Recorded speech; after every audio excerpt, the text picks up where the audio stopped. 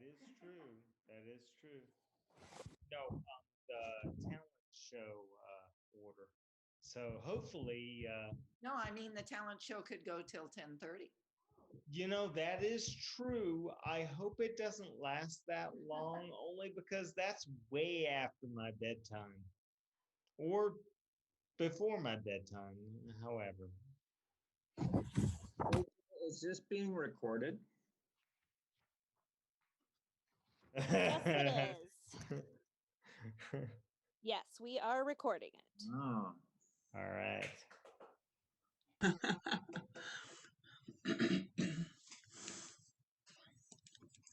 So, folks, I just wanted to welcome everyone. For sure, this is a year that is unprecedented. Lots of changes. If you will remember, we didn't have a talent show in 2020, only because we weren't at winter camp. So this takes part of the place of the talent show from last year. And to be sure, folks have been learning new talents as well. And I think we'll see some of those tonight. I do wanted to welcome not only everyone who is a regular attendee, but also I think we'll get a few extra folks because we don't usually have availability remotely. It's only the folks that are at winter camp that usually participate in the talent show. So first of all, I want to recognize that we have a new bunch of people and make sure that we keep in mind that they may not be accustomed to the talents that we all have. So not only has this been an unprecedented year, we've all spent time doing things that we don't do normally. One of them has been going to church remotely. That has been a bit of a struggle, but I think that we at Hyde Park Mennonite have made adjustments.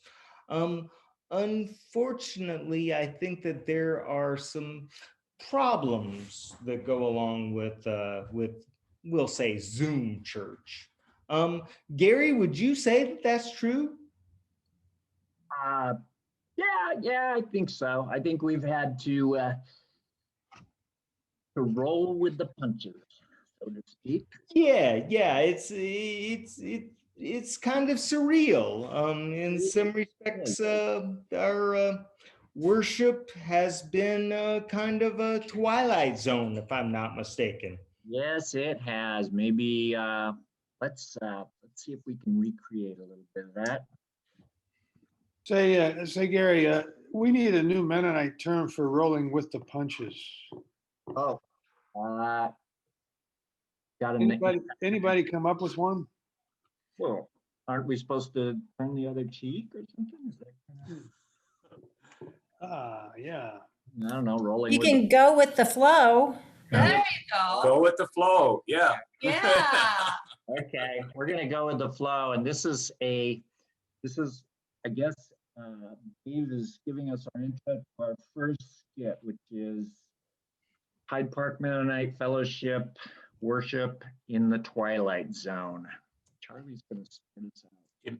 Imagine a place and time of two-dimensional reality, a place where only the sense of sight and sound are experienced, and then only sometimes, when things go well, and Wi-Fi is working, and mute buttons are disengaged. Imagine, if you are old enough to remember TV with only 3 channels, living life as if you were trapped in the Brady Bunch or Hollywood Squares. Imagine life in a bubble where you can see but not touch, hear but not taste or smell. Imagine living life stuck inside a TV set. The year is 2021. For a year, this alternate two-dimensional reality has become a way of life on planet Earth. Imagine, if you will, and take a journey with me to the Zoom worship zone. Okay, I think everybody's here so far. So as we get started, do we have any announcements? He's laying in bed. Oh, okay, Jill. Yeah. Okay, yeah, go ahead. Yeah, I have we an can- announcement.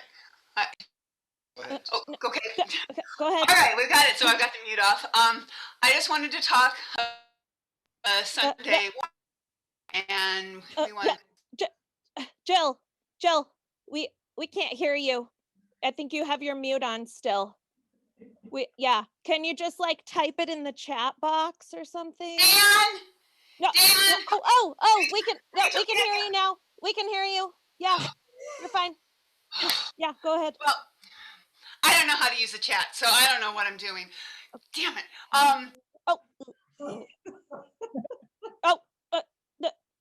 No, we can't hear you. Just type it in, or maybe Dan could type it for you because you don't know how to do the chat. Oh, okay. So Jill forgot anyway. Sorry about that. Anybody else? Anybody else have one? Oh, I do. yeah. I wanted to talk about a Everence webinar, and I just wanted to. Oh, okay. Well, we can't hear you now. Yeah, I'm sorry. My cat just jumped and scratched me. But anyway, I was gonna maybe you can put it in the announcements. Yeah. Okay.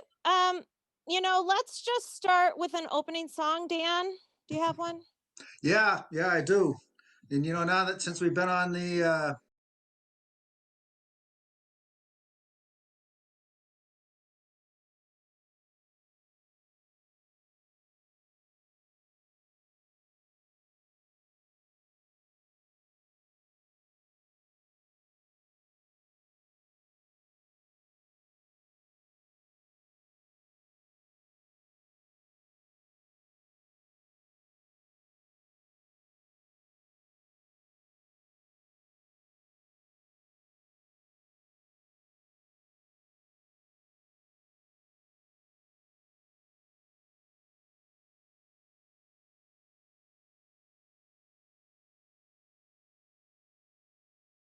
Shut up! Oh man, I'm sorry. Rolo's barking on me. I'm sorry, but it's all right. Shut up, Rolo!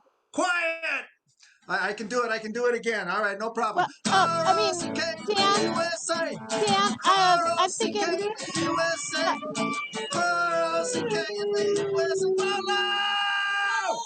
I gotta go take care of my dog. Rolo! I'm sorry. I'll get you later. Rolo! Dan, I'm wondering if you might want to read the lyrics because we know the tune, so we could just like imagine you playing it. You don't want me to sing? Oh, well, you know what? Fine. You know what? Just go to your hymnals. Read 341. It's Jesus Loves You. You can read it on your own. Have a good time. Yeah, it'll be a good time. Just like how church used to be when we were all together and we could open our hymnals and sing. This is so depressing.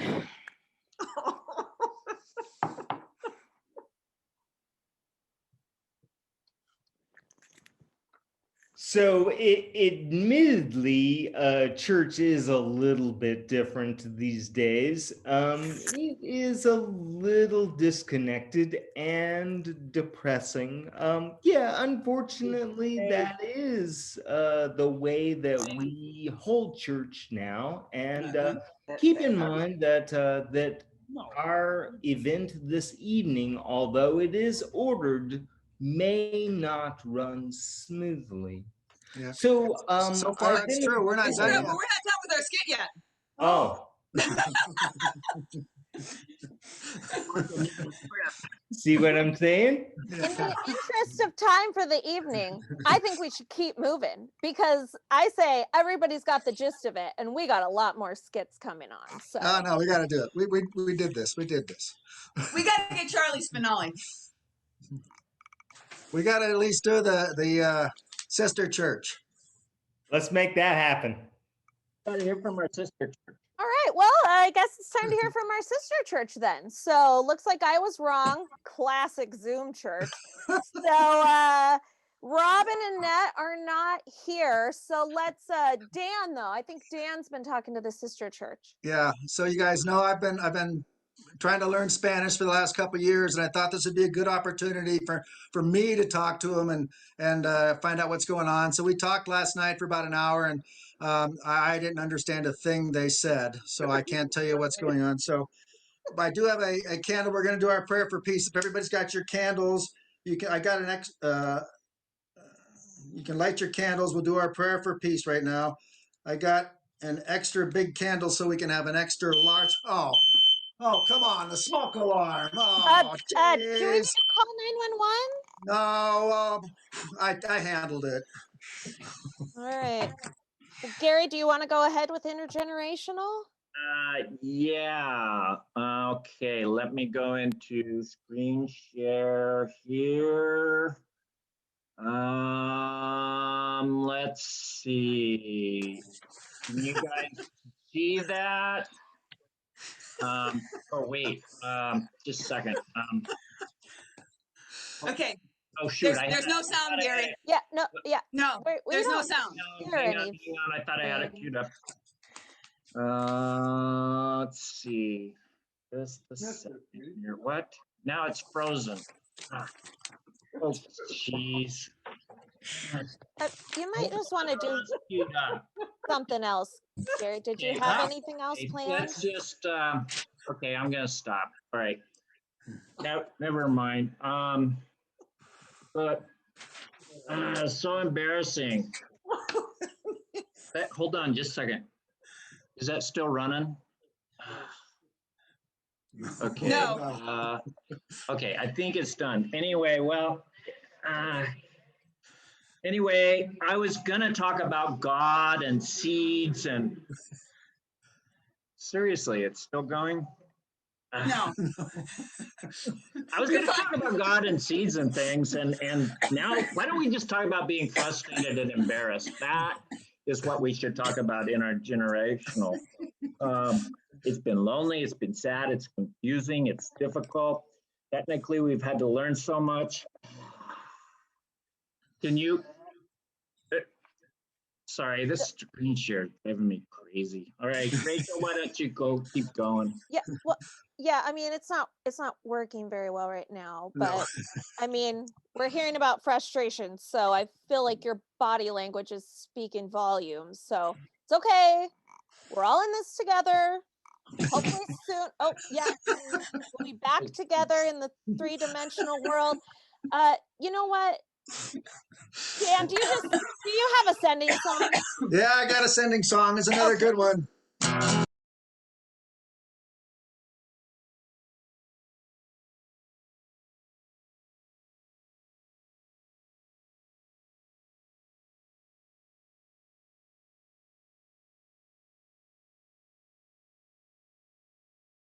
Enough of that. I All think right. that's enough. A world of two-dimensional images. A place to visit, perhaps, but not a place to live. We are wired to hug, to embrace, to smell, to taste, and to hear and to see. To live in the world of flesh and blood, an organic form of three-dimensional relating. Perhaps there are other universes, other dimensions. Perhaps the world we inhabit is only one of many. But to live in a small, bubbled, two-dimensional universe ruled by the laws of infinite combinations of ones and zeros, that's a universe where spiritual sustenance is poorly maintained. This Zoom wilderness, well, that's taken us into a twilight zone we wouldn't have chosen, but here we are. But this is a place we only want to visit. a place to linger no longer than necessary. This place known as the Zoom Worship Zone. To be continued tomorrow at 10:30 a.m. So admittedly, I was a little impatient, and I have to admit that that the Zoom impatience and frustration has gotten to me as well. But that, in all honesty, was a good summary of what we all experienced. So, the advantage that we have, of course, now is that we can essentially wear anything to church. We can even eat dinner at church if we want to. We can even eat breakfast at church. So, admittedly, I don't get dressed up as frequently. It's a bit of a struggle, but I do know that Lee gets dressed up. And, admittedly, I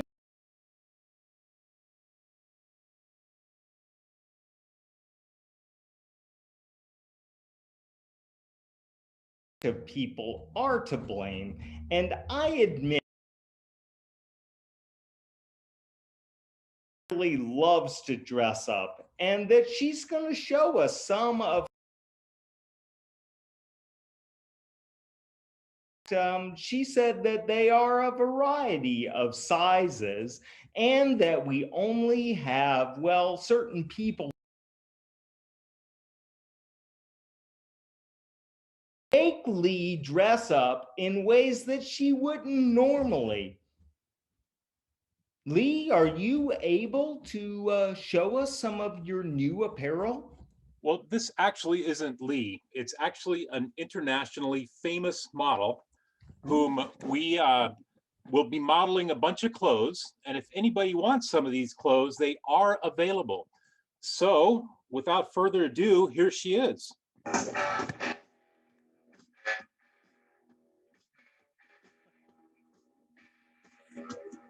I can't.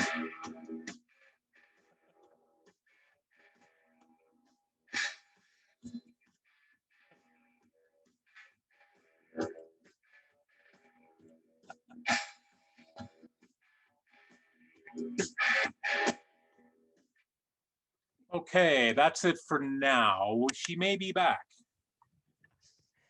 So Lee told me previously, and I do have to admit that was some great modeling. I'm glad that you're able to host from foreign country, or folks from foreign countries. But Lee was saying that if we want any of the clothes that that your model is modeling, just to go ahead and post in the chat section, and then we'll collect those afterwards. If I'm not mistaken, there's a few more opportunities to model some clothes. Mary Beth was telling me that my voice was muted, or that that she couldn't hear some of the things that that I was saying previously. I guess that is part of our Zoom frustration and our Twilight Zone. If I'm not mistaken, though, one thing that does happen when we get all together is that we collect our resources. We can donate those resources to Mennonite International, or to our Western Conference here. But if I'm not mistaken, there's a easier way to get rid of money. Gary, is there a way to dispose of money? Dispose in what sense? And actually, the other Gary, Good. Okay. I'm looking for an opportunity to maybe burn some money. Sure. It's not hard at all to get rid of money, I've discovered. I think you have a video of a way to do that. Is that true? If it was sent to me, I did not receive it. Uh-oh. So, do you want me to run that and share it? yeah, are you able to do that? Well, maybe. Let me see. So it looks like we all have a little bit of the Zoom Twilight Zone going on our talent night tonight.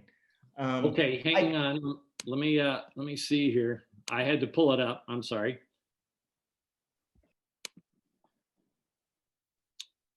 Where'd it go? Where'd it go?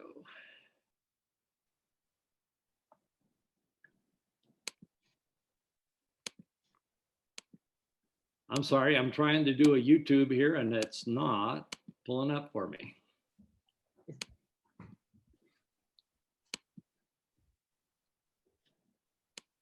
Oh. Hey, people, while Gary's doing that, I don't, oh, okay. I just want to mention that the clothes that Lee is modeling were a lot from Jody Lee and from other people. So they are for people to pick up if you want, so if Lee is looking good, say you want something. Okay, can you see that now, Rachel? Okay, let's see what happens. I don't know if you can hear it. Well, let's see what goes. Good evening, Hyde Park. I would like to demonstrate for you the very best way to burn up a $20 bill. For all those times when you have $20 bills that you need to burn up. So get your belt and a lighter and, let's make this a little more exciting. I'm going to get this guy wet. That way it might burn differently than it would otherwise. All right, let's see what happens now. I'm gonna come in with our lighter. Oh yeah, hey, there we go. Good way to burn. Now, an interesting thing I want you to notice is, first of all, the $20 bill is unburnt. And yet we saw a great big flame going up. So what's going on? Let's try this again.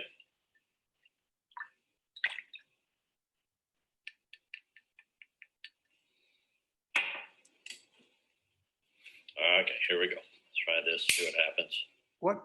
What proof alcohol are you using there? Nice, a nice spec. I like it. It's isopropyl and water. Why does it burn and yet remain unburned? The key is that in here is not water.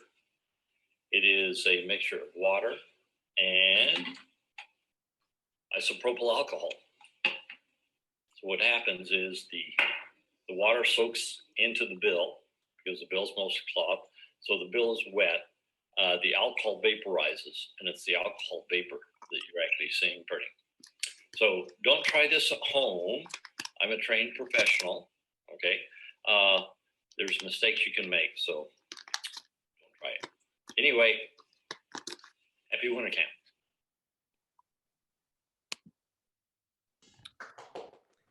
All right, I don't know if you guys could hear that or not. We could. That Yes, was wonderful, That was Gary. wonderful. I just would like to point out that you have to be careful trying this. Here's the result of my first experiment. As you can see, it didn't work quite as well. Gary, that's wonderful. And your mistake, in all honesty, all of my 20s look like that. In fact, any money that comes in my possession burns up pretty dang quickly. I think everyone can agree. As we move forward, I do want to say that not all of us have experience or I guess mastery over the computer or communication with other folks, but there are some folks who have clearer and cleaner mastery over the English language. I'm thinking about folks who are able to not only compose poetry, but also say things that are significant. Leonard, are you able to share some of your poetic verse with us? I should be muted.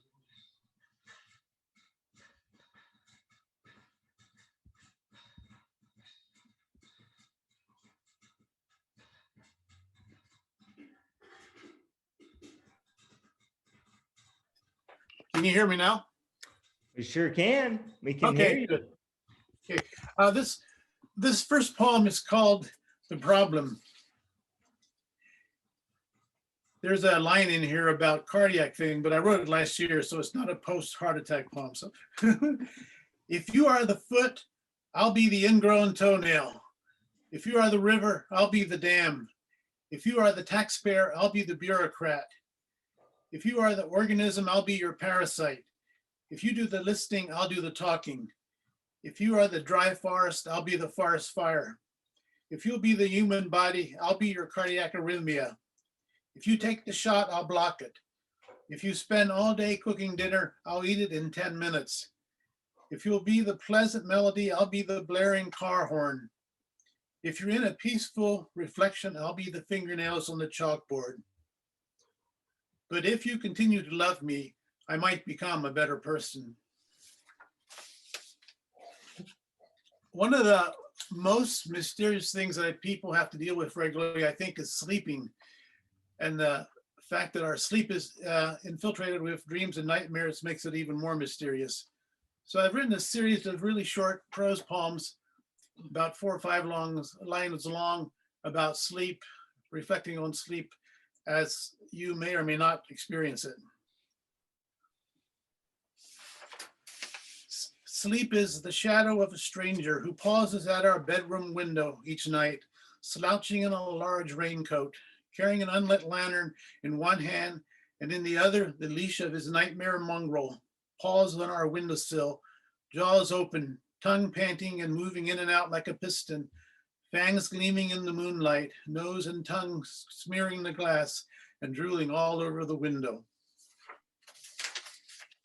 Sleep is a dark passageway we enter each night, a narrow corridor, so narrow our arms brush against both sides as the path narrows even more, and then twists and turns, tilting up and down as time slows and almost stops for what seems like forever, until in the distance we glimpse a small light that brightens as we near the beginning of a new day.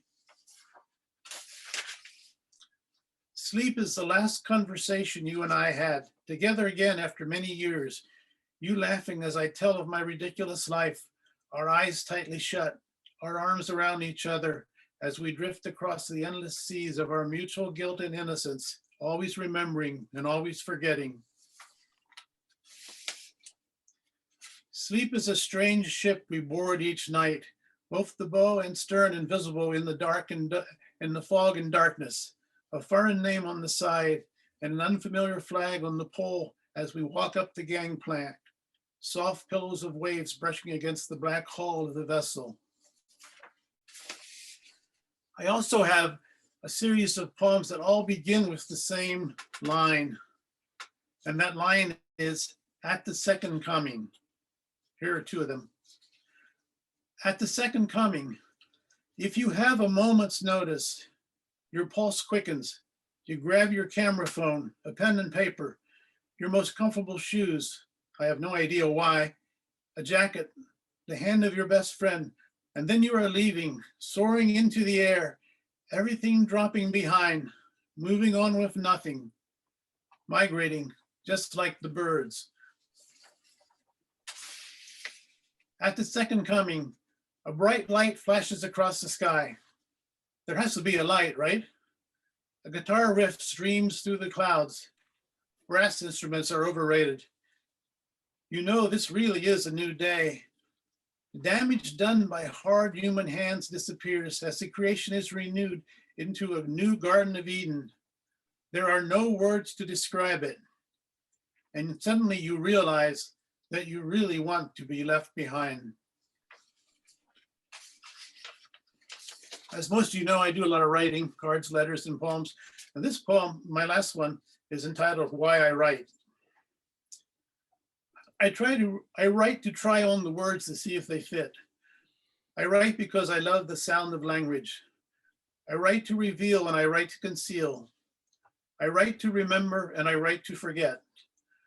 I write to create hope and I write because I hope. I write to illuminate the darkness behind my eyes. I write one line to get it out of the way so I can move on to the next line. I write to believe. I write to question my beliefs. I write to unlock the back door to belief. I write because I believe in the power of words. I write to use that power with wisdom. I write as if walking on the edge of a cliff blindfolded. I write to claw the blindfold from my eyes. I write because I love the singing of syllables.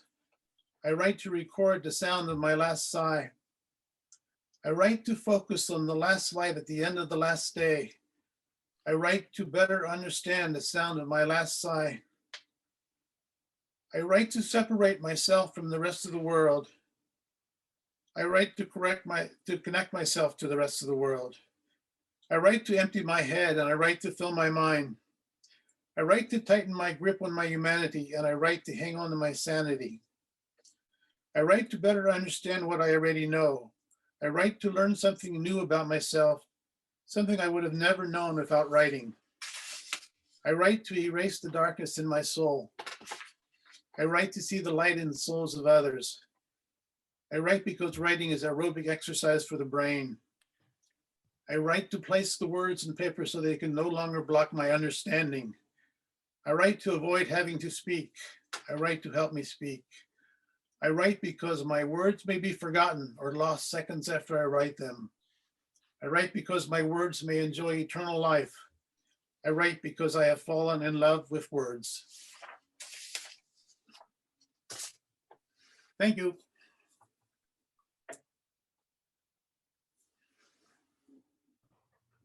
Wow, Leonard. I think that we all have reasons for why we communicate and how we communicate. Sometimes folks like Leonard and Pam who choose language delicately can convey things that those of us who I guess work in basic terms sometimes struggle with. But I do applaud those words because those meanings are so far greater than what I can ever come up with. And speaking of things that are pretty great, you know, sometimes I kind of wonder what it is that we do and why we do it. If I'm not mistaken, the Naughty Ladies, that's our group of not necessarily naughty ladies, but knotting ladies, or ladies that gather together to put knots in quilts to ensure that they stay together and that they are aligned. If I'm not mistaken, they do some of the things for certain reasons, and they have a bit of history. Beth, are you able to give us a little bit of information about the Naughty Ladies? I'll do a screen share here with a presentation of our retro looks. And so Rachel, if you want to go ahead and unmute everybody, when you recognize this person, go ahead and call out their name. So we'll see here who we've got. So the Naughty Ladies present. I'm gonna have to let everybody unmute themselves, or okay. Yeah, if you want to call a name out. Karen Nolt. Karen Nolt. Right. Oh, that's Jill. Sally. Jill Thompson. Jill Thompson. Sally. Sally Underwood. That's Sally. Somebody got it right. Yes. Sally. Kathleen. Oh. Wow. Kathleen? Kathleen. Yeah. Dana Caps. Is that Julie? Julie Allen, that's right. And here we have Oh, that's Becky. Becky Whitaker. Wow, Yeah, yeah. okay. And Oh, Annette Hansen. Annette Hansen. Wow. She looks exactly the same. Broken leg. And this is That's Julie Julie. Allen. Julie Allen. That's Julie Allen again. Mhm. That's. oh, Christine? No. No. Oh my gosh.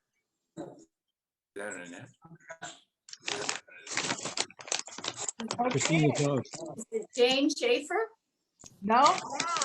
It's me. Beth. That's why I'm- Oh, wow. No way. Oh, Oh, that's, yes. Carol? Deb Max. Deb Max? No, that's Kathleen. Oh, it's Kathleen. Yeah. This one is. Annette. Nanette. What happened? Who's that? What happened here is that Annette contacted Jeanette and Jeanette. asked Oh, Jeanette. Okay, right. school, Should have said that. meaning school graduation, and the translation got mixed up, and so this is just a picture of her teaching at school. So we're gonna include First her in. picture of you, this, so we go. Here we have oh. Janet. Is that Jane? Jane Schaefer. No, okay. And here is Janice. who? Janice. Oh, Janet. Linda Welch. Janice. Linda Welch. It's Linda Welty. No. Yeah. That's the Maxes. Is that Emma Ruth? Julie. Julie Allen, right. This is a prom picture. wow. No way. Dad's dad, right. And this is There's Deb Max. Okay. Oh, that's Kathleen again. Kathleen. That's Kathleen. Well, yeah, it's a lot like Deb Max. This is Those are all the three that I didn't know we were supposed to. I'm not related. Is that Janice Bushert? yes, Janet Bushert, right. Bushert. This one, this picture just snuck in here. I know. It's Gary. It's Gary. Yeah. Here he is. All right. His sisters dressed him up in a dress. Right. Oh, Right. the face. Yeah. And this Mm. Sandy. Oh, that's Is that Sandy?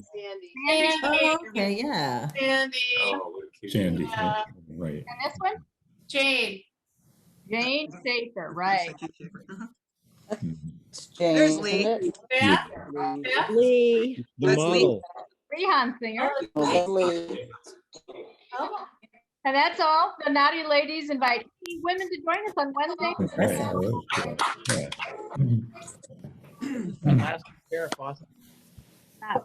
Oh, you got some boobs. I lost my cursor. Not sharing. Okay.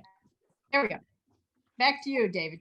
You know, that was a wonderful trip down memory lane for some folks. I think it was a trip through the Twilight Zone for others. So yeah, thank you, Beth. Admittedly, I couldn't quite put some of those faces to folks, only because the hairstyles threw me off. But you know, one of the things that happens when we travel through time is things change a bit. And one of the things that happen as we change across cultures, now, admittedly, we aren't able to say fly to another continent to experience another culture right now, but that is one thing that I think that we would all enjoy, and that Danae has already done and is planning to do soon. Danae, I think we have your I think we have your video that shows you singing in a Hindi language. I couldn't find the title of that song. Are you able to tell us what that was and give us a Danae little is bit of not background?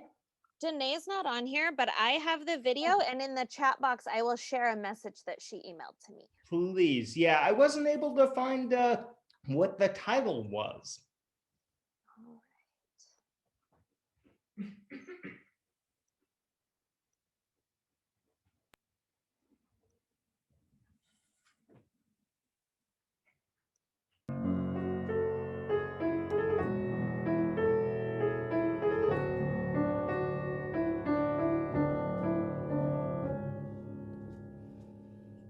Acelera que tu barua gahi, acelera que tu barua gahi, धड़कने बेतहाशा तड़पने लगी, धड़कने बेतहाशा तड़पने लगी, तेरी ऐसा लगा दर्द ऐसा जगा, तेरी ऐसा लगा दर्द ऐसा जगा, चोट दिल पे वो खाई मजा आ गया, मेरे लश्के कमर,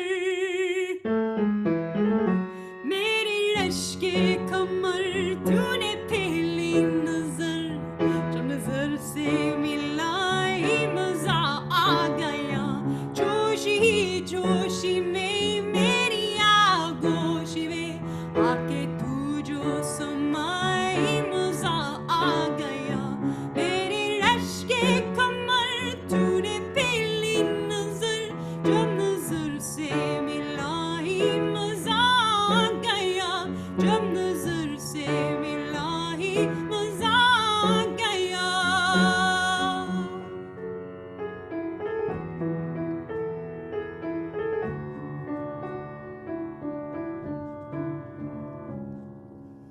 आज शेरों में इश्क के गाँव में, आज शेरों में इश्क के गाँव में, बारिशें गिर के आई मजा आ गया, मेरे लश्के कमर, तूने पहली नजर, जब नजर से मिलाई मजा आ गया, नांजा हो गए हम, बना हो गए, ऐसे तू मुस्कुराई मजा आ गया, मेरे लश्के कमर, तूने पहली नजर, जब नजर से मिलाई मजा आ गया, जब नजर से मिलाई मजा आ गया.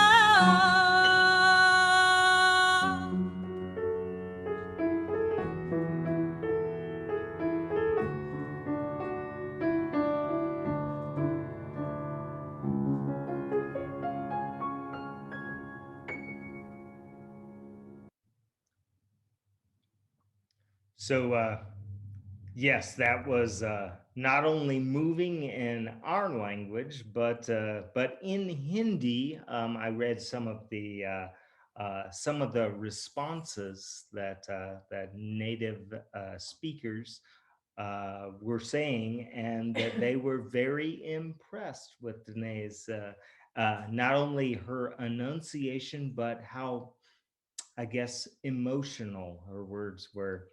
So, you know, speaking of emotions, I do have to say that what we wear does bring up a bit of emotion, a different kind of emotion. So you can't wear sweats all the time. You can't necessarily wear a t-shirt all the time. But if I'm not mistaken, the model that's staying over at the Hunsingers has some additional clothes for us to take a look at. This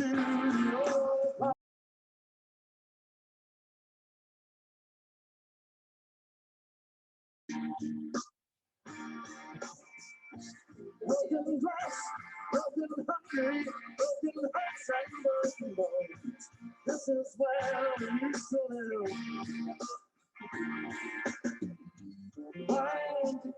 Paint the wall. So yes, I think it is true that you can't wear sweats every day, or at least all the time. But sometimes I do wonder if I would be allowed to wear a skirt at work. After all, then no one really looks down below my shirt anyway. So the next, I have to say that if you haven't been to winter camp and met Jerry previously, Jerry is, of course, no dummy. He's got some information that he would like to share, I guess some trivia about our bagel group. You know, they meet and eat bagels on Wednesdays. I wish that they would meet and eat bagels on Saturdays when I'm able to eat. Jerry, I understand that you have some information about that group.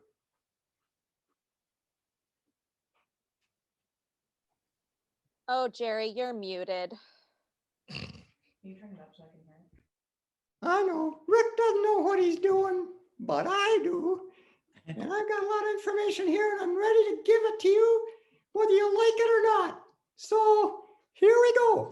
The group is, Rick tells me that they meet on Wednesdays because they're all a bunch of old retired guys and they don't have anything else to do. So that's what's going on. And anyway, they gave me a list of certain things that they've done in the past, and you have to guess who did these things. So the first one is Jerry, maybe it would be good for our congregation to kind of know who they are, who is in the bagel group, so we could do this identification easier. Okay, yeah, well, details. Okay, well, there's a bunch of these guys. There's you, Pat, and then there's Ernie, then there's Hank Fresik, there's Rob Hansen, Charlie Hunsinger, although I don't think he submitted a statement, so we gotta leave him out of this, I'm sorry. And then there's Gary Jewell, Gary Hunt, David Matthews is not on this list, I'm sorry. And then Jim Max is on the list. And Leonard Nolt, Roger Piper Ruth, Rick, you gonna have bagels, really? Okay. Jack Swain, Robert Unruh, and Tim Yoder. No, that's a lot of guys, so I don't know if it's gonna be any help that I read that list, but and I'm gonna bet that only about 10% of you folks are gonna guess anything anyway, so let's get going.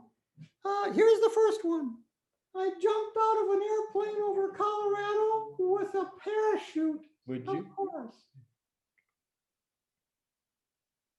Well, okay, that was Ernie Bachman, and you can tell it opened.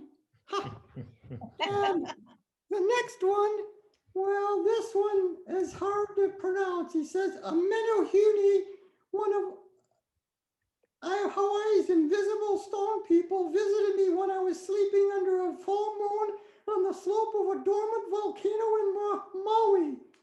Right. Okay. Anybody got a guess on that one? Gary Jewell. No. Sorry. Charlie. Jim Max. Keep going. You might be Charlie. getting one. You only got Rob 10 Hansen. to go. Rob Rob Hansen. Hansen. Rob Rob Hansen. Hansen. Oh, keep going. Pat. Yes. Who got? We give you a prize. The prizes will be announced later. Okay. Here's another one. I was a part-time chaplain a couple of years at various Seattle hospitals and nursing homes. Gary? Hank. Hank. Pat. Hank. Hank. Robert? Yes, Hank. Good guess. Good guess there, Yeah, young Hank. lady. Good guess. Okay, here's another one. I once held a check for $53 million. You? Rick, Rick. you. Rick. No. No. Well, no, Charlie? I don't know. No, Charlie, this. Gary. That's right. Well, I guess we better say it was Rob Hansen. I don't know what he was doing with that kind of money. He deposited the check right after that.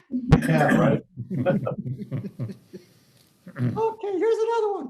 I once got in trouble at the Boise Art Museum for blowing air onto a Calder mobile, trying to get it to move. Rick. No, Rick. Rick. Rick. Jim Max. no. Remember the list. Leonard. No, Pat Casey. no. This is the guy that likes to throw his money away and burn his money. Gary Hunt. Gary Hunt, all right. He's gotta get to be some kind of a blowhard if he's gonna get that money. Okay, here's the next one. You're not gonna guess this either. One weekend I hopped a train to Montana with a few friends. We got pizza and hopped another train back home. Gary Joel. Gary Joe. Good going, good going. Who was that? I don't know. Okay, Yeah.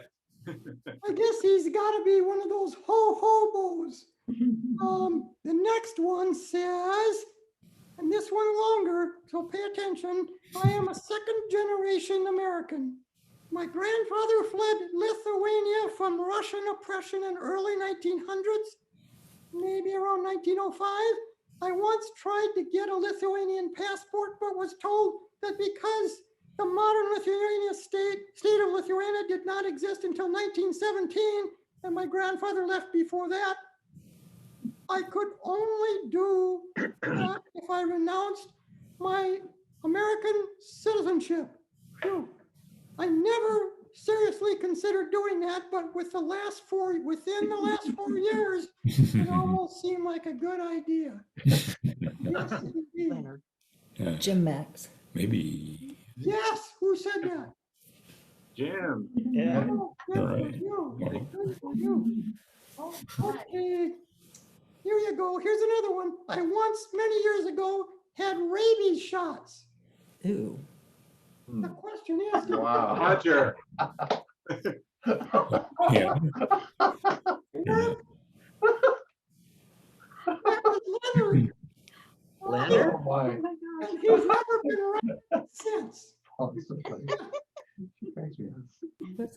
Here's another one. I spent 6 weeks on a Caribbean island where I helped build a greenhouse and did a lot of snorkeling. Jim Max. Jack Swain. Who? Jack Swain. No. Jim Max. Robert. Jim- Robert. He's already been Robert. there. No. Rob Hansen. Roger. No. Tim. No. Rick Skinner. No. No. Jerry Mahoney. Yeah. What? I can't swim. Oh. Float, you float. Okay, it was Roger. Oh. Somebody said Roger. I don't said know Roger. I was going to say I heard Roger. Okay, well, here's another one. Says, I rose to be second in command with the rank of major of my battalion. Hey, that doesn't sound Mennonite. Rick. Hey, Rick. who? Rick. You. Oh, Yeah. Yes. Yes. Rick. Rick. Correct. Robert. Correct. It was me. Jared. It was great. It was. All right. There's another one.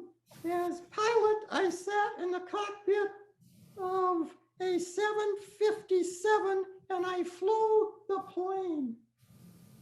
Robert. No, Gary. no. Have to Gary check did on- the I know. train. Who's that? Oh, Pat Casey. Who? No, Pat Casey? No. Nope. he did the Menahune. Flyer. I don't think so. Jack. Yes. Jack's Oh, Jack. That's amazing. Except I don't think I'd fly with him. I'd want a parachute if I did. Yes. I have two more of these guys. Here's one. I once slept overnight in the attic of Menno Simon's print shop in northern Germany. Hey, Robert. Yeah, I bet it's Robert. Robert. Robert. Robert. yep, Robert. yep. How was the bed? That was the band. He's not responding. Okay. Yeah. Last one. Here it is. You're going to guess this one. Nah, I don't know. I flunked the presidential fitness test in 4th grade. Is that Tim? Tim? Tim Tim? Yoder. What, Tim? Tim? Yes.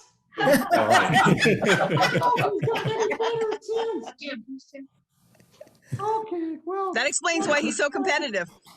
Making up for Yeah, it. well, I don't know if you want to say anything else about these people. I could give you some things, but I don't think they'd be appropriate. Thank you.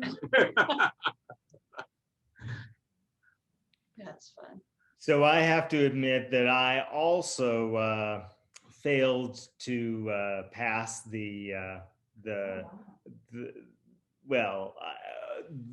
fitness tests in grade school, and it wasn't much of a problem with me, at least not like Jerry might have had a bit of wooden arm syndrome as far as being able to lift himself up. One of the requirements was to do a chin up or several chin ups. I wasn't able to. I bet you Jerry can identify with that one.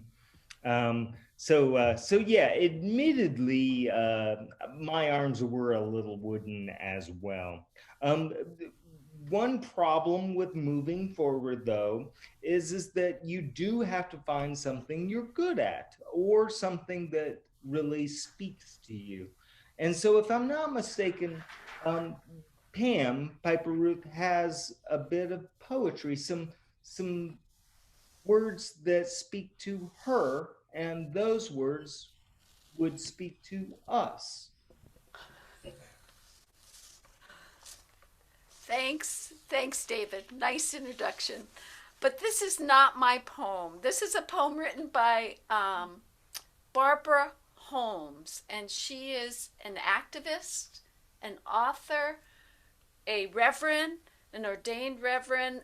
What else is she? And the latest book that she wrote was Joy Unspeakable, Contemplated Practices for the Black Church. So she's African American. And yes, David, you're right. This poem really speaks to me. Joy unspeakable erupts when you least expect it. When the burden is greatest, when hope is gone after bullets fly, it rises on the crest of impossibility. It sways to the rhythm of heartfelt, of steadfast hearts, and celebrates what no one can see. And that's it. And here comes Raj. Oh, did you want to introduce Raj? Sure. So, so not only are words moving us tonight, I also say that music moves us in ways that we really can't explain, and it's really difficult to experience online. But I do admit that there's a bit of depth that we don't get to experience or in our usual lives. Roger, can you give us a little bit of information about where we should go camping? Where we should go camping? Yeah, where should we go camping? Don't go to Bear Valley because we like that spot too much. We don't want more people up there. I don't know. Maybe that's the title of my next song. Okay, so this is a song. No, I think we're good. This is a song about hearing God's call, maybe being called to do something, or maybe called to be someone, and then that's a very exciting time and very meaningful. It makes a big impression on you, but as time goes by, that vision can start to fade. And so that's what this song tries to get at.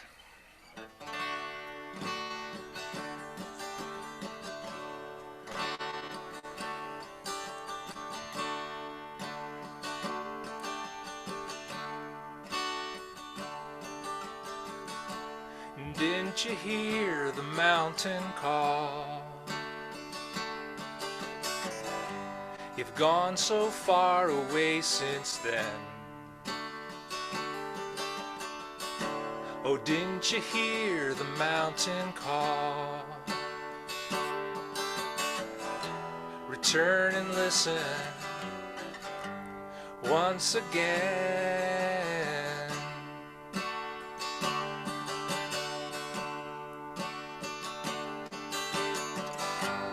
In the quiet of the darkness, in the peacefulness of heart, we talked about tomorrow.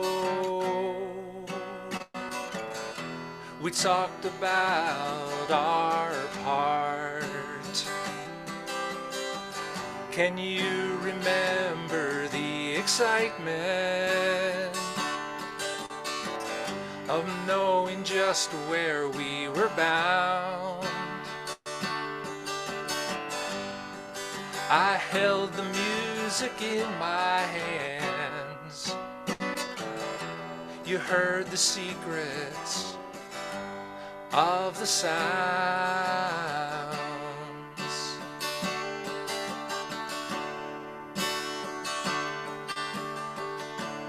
Didn't you hear the mountain call? You've gone so far away since then. Oh, didn't you hear the mountain call? Return and listen once again.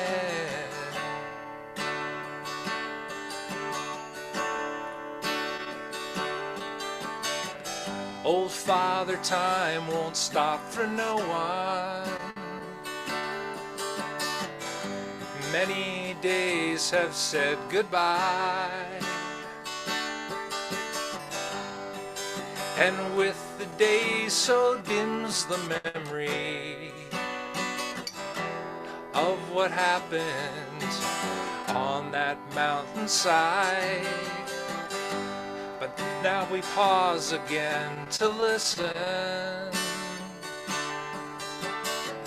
Out of the ashes comes a flame.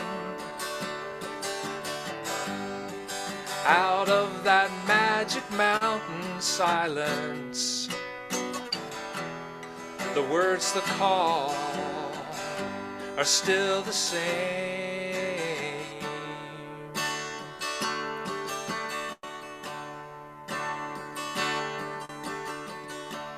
didn't you hear the mountain call? You've gone so far away since then. Oh, didn't you hear the mountain call? Return and listen once again. Return and listen once again.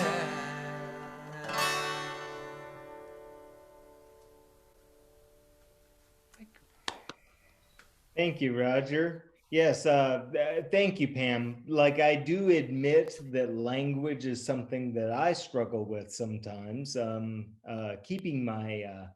Keeping my language reasonable for the kids that I talk to quite frequently. But I really do appreciate when words help us focus more on the realizations that we need to make. Thank you, Roger. Those are wonderful lyrics. And I think that we all should search for and do the things that we know we should be doing and that we should be searching for. So, I admit that as I move forward, not only does my dress, my apparel kind of hold me back in a way, I'm wondering if maybe we can get a little bit more clothing or fashion sense. Okay.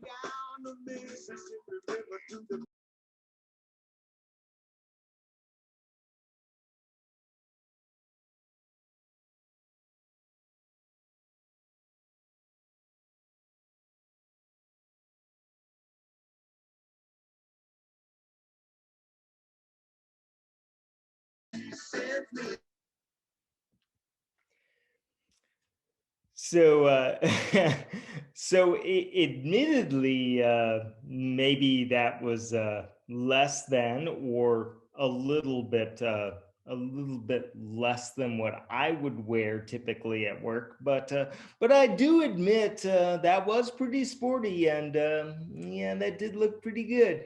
I think we should probably move into stuff that's a little more appropriate for youngsters.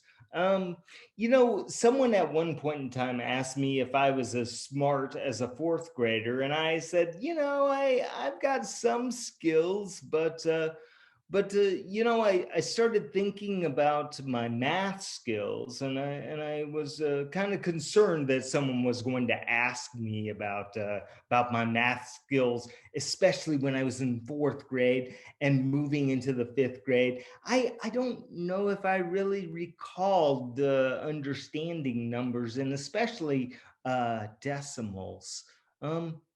I'm wondering if maybe we can get a teacher to help us with that. Mrs. Matthews? Sure, absolutely. Yeah, let's do this. All right, I'm going to take a little bit of a bird walk before I teach you math, because in school we don't just do all academics all the time. Sometimes we do have like competitions and spirit days, and it's been kind of challenging to do spirit days virtually. So teachers sometimes do their own spirit days. And David's school did have a spirit day where they had what was called Mullet Day, where it was professional on the top and a party on the bottom. And David won first place. So I'm going to share now. I am a Microsoft person. I am not a Zoom person. So Rachel, forgive me if I don't do this right. Okay, here we go. But here, I hope you can see Mr. Matthews winning first place on his attire for Mullet Day, professional on the top and party on the bottom. So there we go. And now here is our decimal lesson for the day. All right, this is actually what I have done with students online. I haven't actually taught decimals online, but we've taught other things. And this is the platform that we have been using. If you're familiar with Microsoft, this is OneNote. And today our objective is going to be to divide, let's see, let me get my pen over here, to divide decimals to the hundredths. And today we are going to use place value strategies and properties of operations. We are going to forego the volume lessons, but and the multiplication and addition. We are going to be focusing on this division problem. Right here, we're going to do 3 5400ths divided by 6/10. Now, for those of you who were not here last year, or for whom this partial quotient method is new, if you remember last year, we'll take 73 and divide it by 4. Now, not all of my 5th graders have multiplied all their multiplication facts, but nearly all of them know their 1s, their 2s, their 10s, and their 5s. So we have them make a little ratio table before they even start. 1 times 4 is 4, 2 times 4 is 8, 10 times 4 is 40, and 5 times 4 is 20.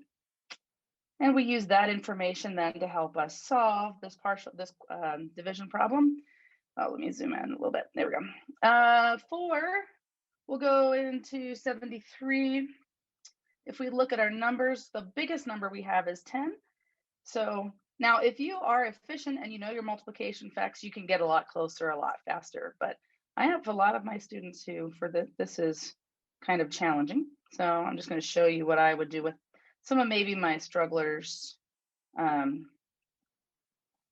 So we end up with 33. I could continue, I could do a 5, I could continue on, but I think most of us know that 8 times 4 is 32. I'm going to put my 32. And I left my iPad at school, which I'm kind of kicking myself because I'm doing all this now on my trackpad with my finger, which is typical of online learning too. Anyway, so we continue on with our partial quotients. 40 plus 8 is, whoops, didn't line it up very well. Sorry, I am using my finger. It is 48 with a remainder of 1. Or I will force my kids to do 48 and 1/4. Because that's important for them to know that division is fractions. All right, so there's our typical partial quotients. Maybe you remember that from last year, maybe you don't. But, oh, where'd I go? I'm over here. This year we are dividing with decimals. We are going to level up. We are going to start with our ratio table. So 1 group of 1/6 or 6/10 is 6/10. 2 times 6/10, I would force them to go down here. If they don't know how to get the answer, if they can't visualize that in their head, they do have to write it out. And they will figure out that it is 12. They will move that decimal 1 place. They move it down here 1 place. And then they can put 1 and 2/10 in our little ratio table. 6 times 10, 6/10 times 10 is 6. And then we cut that number in half. 5 is half of 10, 3 is half of 6. We use those numbers now to help us solve our math problem. And ladies and gentlemen, I am teaching this on Monday, by the way. We are starting decimal division on Monday. So you're a good practice audience for me. Now I see here I have a 3 in the 1s place and I have a 3 over here. So I can use my 5. Now my kids are gonna have a hard time lining up the decimal and it's gonna be hard, but we can do hard things. No struggle, no progress. That's the quote that is in the front of my room every day. All right, so we write this down and we get our 0. Now we're left with 5400ths and my 6/10 is too big. I can't subtract that and I don't have anything smaller. So if you notice, I have given myself some blank boxes up here. I'm going to make a 1/10. And for my kids, they would have to do 6/10 times 1/10. And they would have to do the whole thing because this for them is hard to conceptualize. It's, they don't know what to do with that decimal. We move it over 2 places here and I'm going to have to help them put a 0 in there. And put a 0 for 600ths. A niece could probably teach this herself. Oh wait, I didn't want to put it there. I need to put it up here. 600ths is what 1/10 times 6/10 is. And then I will make them do a 2/10. And hopefully they know that 1/10 times 10 is the same as 1. So we're going to skip that one and go straight to 5/10. Here we go. Oh, sorry, I am using my trackpad. And I'm going to save you the pain of doing all the multiplication, because hopefully you got this. And then this is 3/10. Now we can use that information. My students would use 2/10 because even though they know their multiplication facts and could probably get pretty close, they probably wouldn't. Actually, yeah, sorry. So then they would subtract 12, subtract 12 hundredths from that and get 2, subtract 5. Did I do that right? I don't feel like I did that right. Oh no, we can, sorry. We can subtract 5/10. Let's do 5/10. Now we're cooking. Now we can get rid of some. There we go. There we go. Now we're left with 24. They would probably do 2 sets of 2, but I will spare you that. And I will do 4 sets of 4/10 times 6/10 to get us 24 hundredths. We add up all of our work and we get 5 and 9/10. Next year in 6th grade, these guys will be doing a standard algorithm. So for all you out there who are like, just do it the standard way, they will, but this helps them with place value in a large way. Whew, there you go. Oh, not new screen share. No, not new screen share. There we go. Good job, Mrs. Matthews. That was wonderful. So, I do admit I don't know that I knew exactly what the math term for division was. It turns out that is a quotient. So when one says partial quotient, that doesn't mean that you do it all at once. Good job, Mrs. Matthews. I must admit, I could not have done that in the 5th grade. Yeah, I also admit the work apparel that they allow at Iowa is a little less than professional. I think that the Hunsingers have some apparel that they would like to share with us.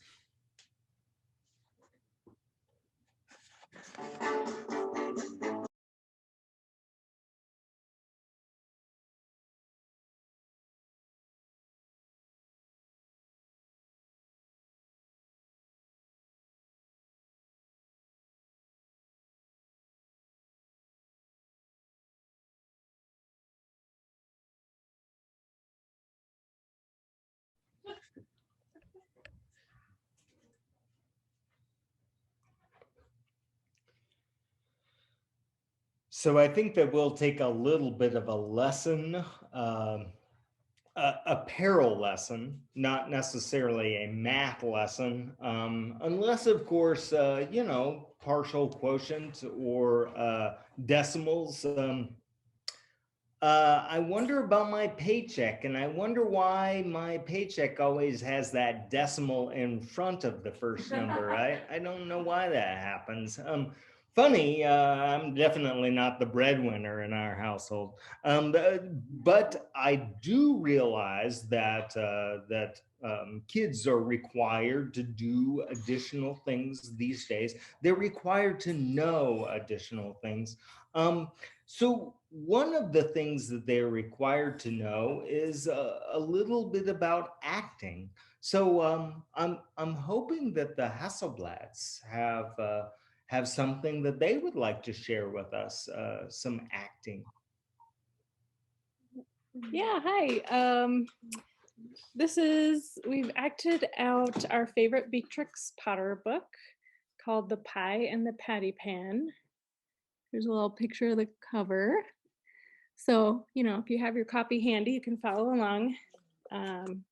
We have it on a little YouTube video here. Hopefully I can share my screen successfully. Over. It's over there. Oh, wait, wrong thing. No. This one.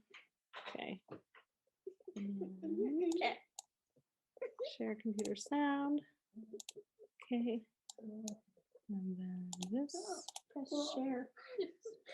Oh, share. Yeah. That's the part I forget. Oh, what's your password? Once upon a time, there was a pussycat called Ribby, who invited a little dog called Duchess Oh to my tea. gosh.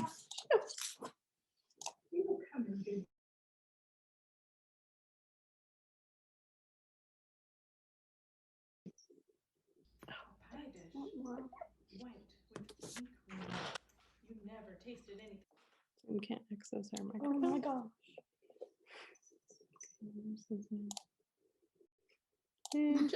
Just click the. You make it are bigger. sharing. You are sharing. Okay. We're here. Just make it Just bigger. press play. And Make it bigger. There. And there. And There was a pussycat called Ribby, who invited a little dog called Duchess to tea. Do come in good time, my dear Duchess. And we will have something so very nice. I am baking it in a pie dish. A pie dish. Pretty quiet, isn't it? Yeah. White with pink cream. You never tasted anything so good, and you shall eat it all. I will eat muffins, my dear Duchess. Yeah. I will come very punctually, my dear Ribby. I hope it isn't mouse. And then she thought that did not look quite polite, so she scratched it out, isn't mouse, and changed it to, I hope it will be fine. And she gave her letter to the postman.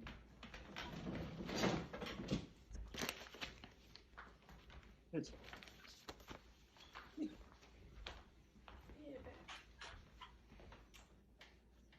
She wrote to the postman. But she thought a great deal about Ribby's pie, and she read Ribby's letter over and over again. I am dreadfully afraid it will be mouse.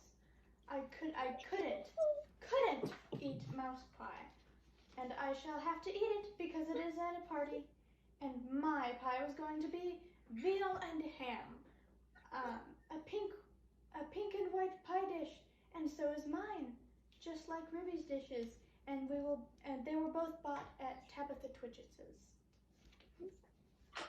Duchess went into her larder and took the pie off of a shelf and looked at it. Oh, what a good idea.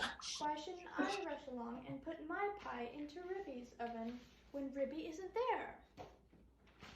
Ribby, in the meantime, had received Duchess's answer and soon, as she was sure that the little dog would come, she popped her pie into the oven. Now there were two ovens, one next to the other. Some other knobs and handles were only ornamental and not intended to open.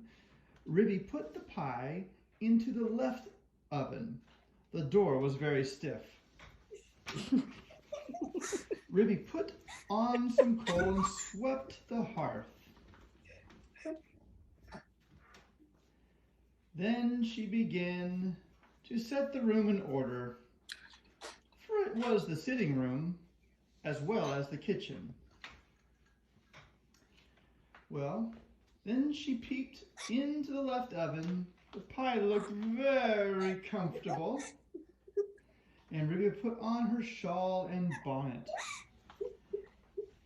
and went out again with a basket to the village shop to buy a packet of tea, a pound of lump sugar, and a pot of marmalade. And just at the same time, Duchess came out of her house at the other end of the village, and Ribby and Duchess met halfway. They met halfway, and they just bowed to each other.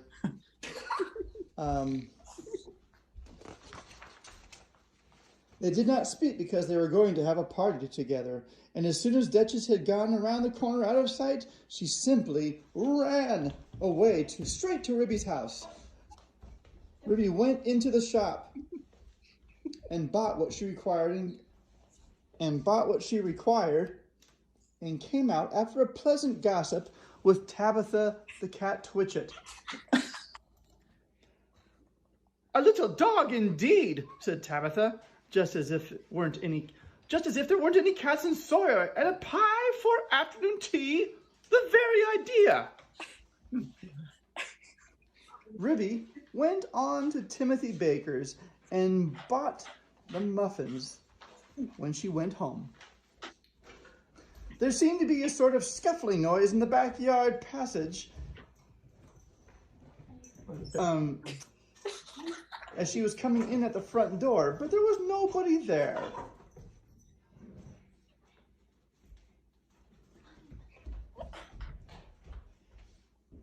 Duchess, in the meantime, had slipped out the back door.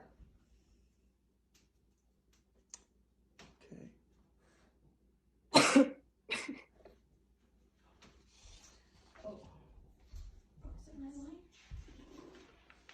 Oh yeah, it is mine. Okay. It's a very odd thing that Ribby's pie was not in the oven when I put mine in.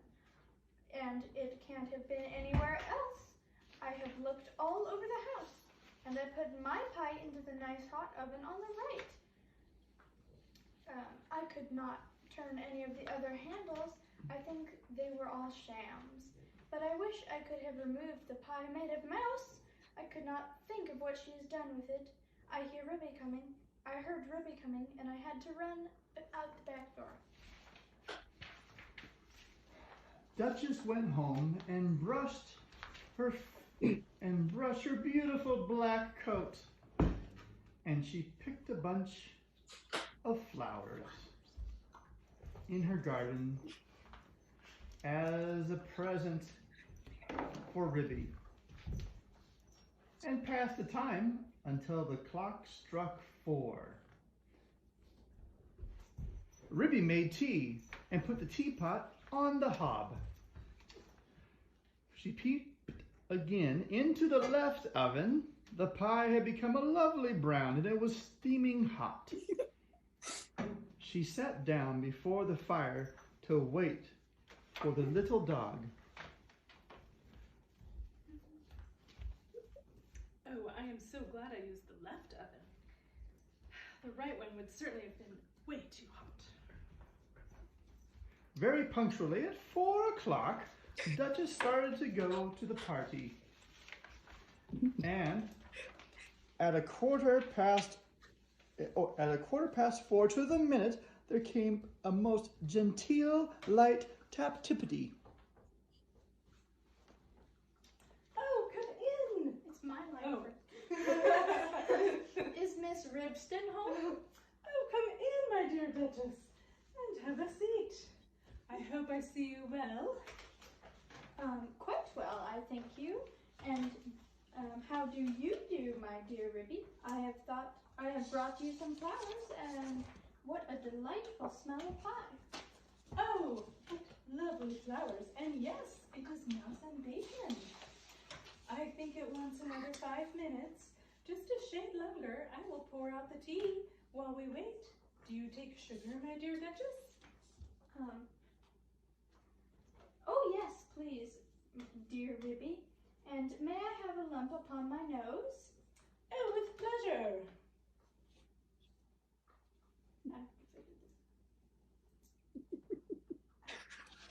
Oh, how good that pie does smell. I do love veal and ham. I mean, to say mouse and bacon. Oh, she dropped the sugar in confusion and had to go hunting under the tea table, so did not see which oven Ribby opened the door. In order to get out the pie, Ribby set the pie upon the table, and there was a very savory smell. Duchess came out from under the tablecloth, munching sugar, and sat upon the chair. I will first cut the pie for you. I'm going to have muffin and marmalade myself. I think it would be wiser if I helped myself to pie, though Ribby did not seem to notice anything when she was cutting it. What very small pieces it is cooked into. I did not remember that I had minced it up so fine. I suppose it was quicker than my own. This oven is quicker than mine. The pie dish was emptying rapidly. Duchess had had 4 helps already and was fumbling with the spoon. Oh, a little more bacon, my dear Duchess. Thank you, my dear Ribby. I was only feeling for the patty pan. The patty pan, my dear Duchess? The patty pan that held up the crust. Oh, I didn't put one in, my dear Duchess. I don't think it's necessary in pies made of mouse. Well, Duchess I can't- fumbled with the spoon. I can't find it. There isn't a patty pan. Yes, indeed, my dear Ribby. Where can it have gone to? I only have 4 patty pans, and they are all in the cupboard.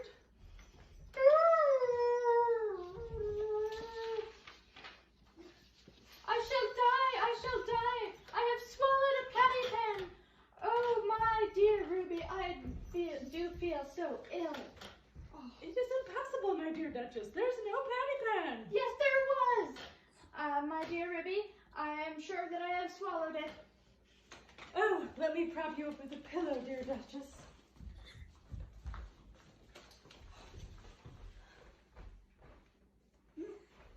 Where do you think you feel it?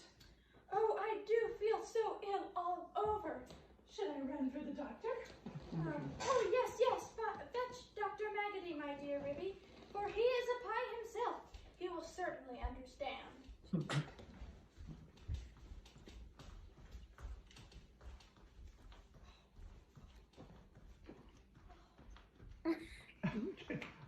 He's a magpie. Ribby settled Duchess in an armchair and before the fire and went out and hurried to the village to look for the doctor. I knew they would overeat themselves, said Cousin Tabitha Twitchett. Oh, the world. Oh, Dr. Maggotty, my guest Duchess has swallowed a patty pan. Would you come help?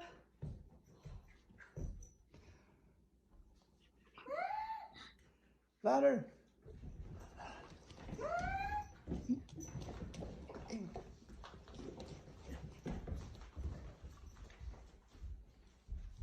Oh, he said, and accompanied her with alacrity. Alacrity. All right. Mr. Maggotty hopped so fast that Ribby had to run. It was most conspicuous. All the village could see that Ribby was fetching the doctor. But while Ribby had been hunting for the doctor, a curious thing happened to the Duchess, who had been left by herself, sitting before the fire, sighing and groaning and feeling very unhappy. Oh, how could I have swallowed it?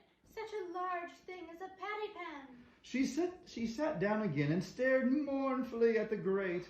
The fire crackled and danced, and something sizzled. Duchess started. She opened the door of the right oven.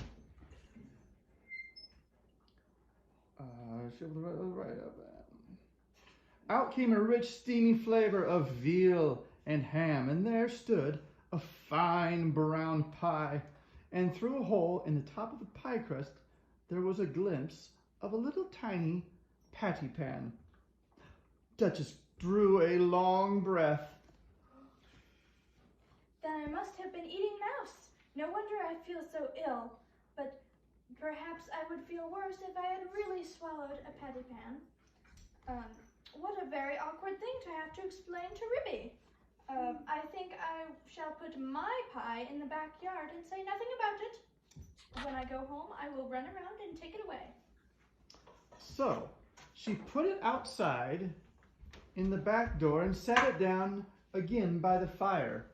Oh, and sat down again by the fire and shut her eyes. And when Ribby arrived with the doctor, she seemed fast asleep. Oh, my dear Duchess, how are you feeling? Oh, I do feel very much Dr. Maggedy has brought you a pill, my dear Duchess. Oh, I think I would feel quite well if you only felt my pulse. It is only a red pill. You had much better take it and drink a little milk, my dear Duchess. I am feeling very much better, my dear Ribby. I do not think that do you not think that I had better go home before it gets dark? Perhaps it is wise, my dear Duchess. Ribby and Duchess said goodbye affectionately, and Duchess started back home.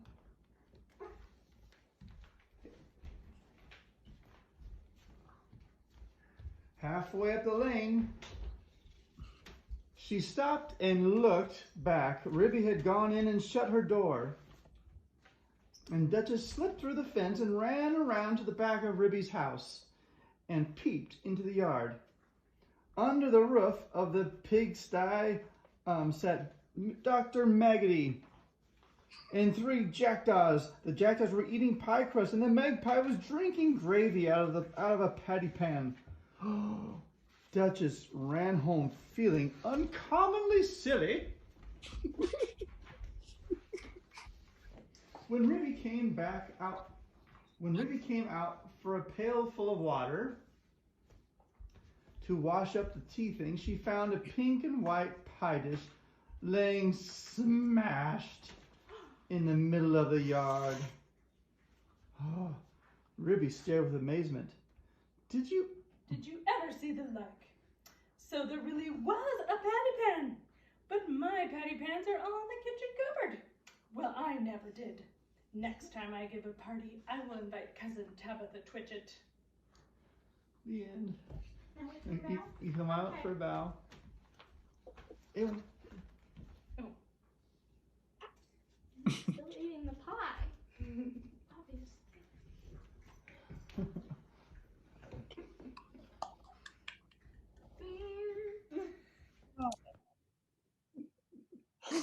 Once upon a time, there was a pussycat called Ribby, who invited a little dog.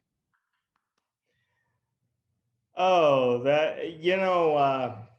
Beatrix Potter stories are sometimes amazing only because they use language and terms and vocabulary like larder and what was the description or the term they were using for the handles that weren't real? Shams. Damn, yeah. The last doctor I went to was dressed like a bird, and someone said the word sham. I don't know what they meant by that. And I hope you picked up on the doctor was a magpie, Dr. Maggedy. Yeah.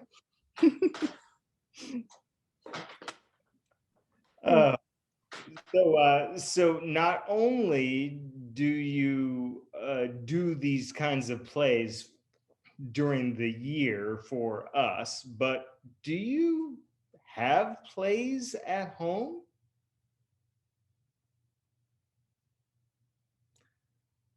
So I have to admit that Or improv than anything. Yeah. Yeah, I'm impressed.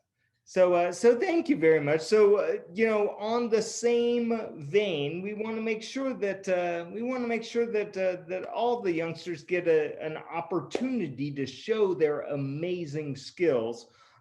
So if I'm not mistaken, Chayton has something that he wants to show us that involves the Rubik's Cube. Now, if you are unfamiliar with the Rubik's Cube, those are little geometric cubes that you had to make sure that the colors were all the same on each of the faces. I think I was a master at making all one face the same. That's not very good.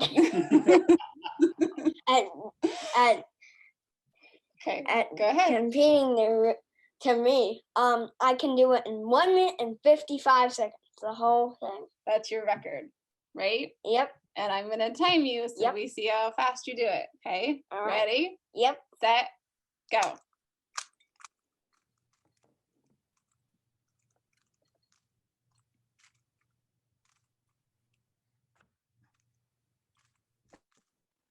Go, Che, go. Thanks.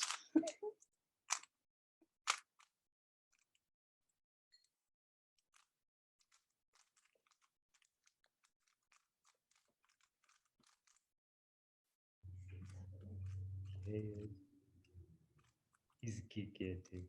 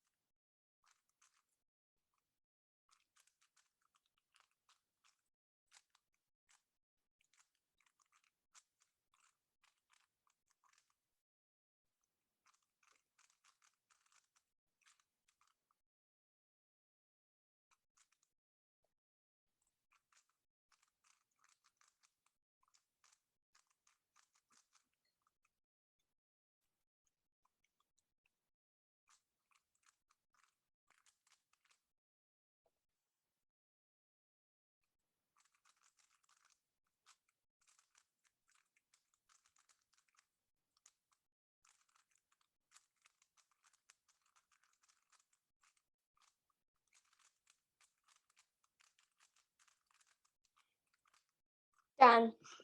1 minute and 52 seconds. That was amazing. Can I see the cube? Can I see the cube? Oh yeah. Can I see the cube? Oh, Oh! Wow! Wow! Wow! Amazing. Yeah. Good job, Chayton. So Anise, are you able to give us some? I believe you have a slideshow that you're going to show us. Yeah, she wanted me to do the video that I have first. Okay. And that is just a video of a song that I put to I wrote a song that I performed it a couple of years ago, and it's about my love of the foothills. And my dad helped me put it to music, and he wrote the music for it. And so we're spending so much time in the foothills this year that I thought I'd share it, and it's all pictures of the foothills as well. But I haven't done a screen share before, so I think I can do it. I just don't know if the music will work. Is she presenting? Yeah, I should be. Okay, here we go.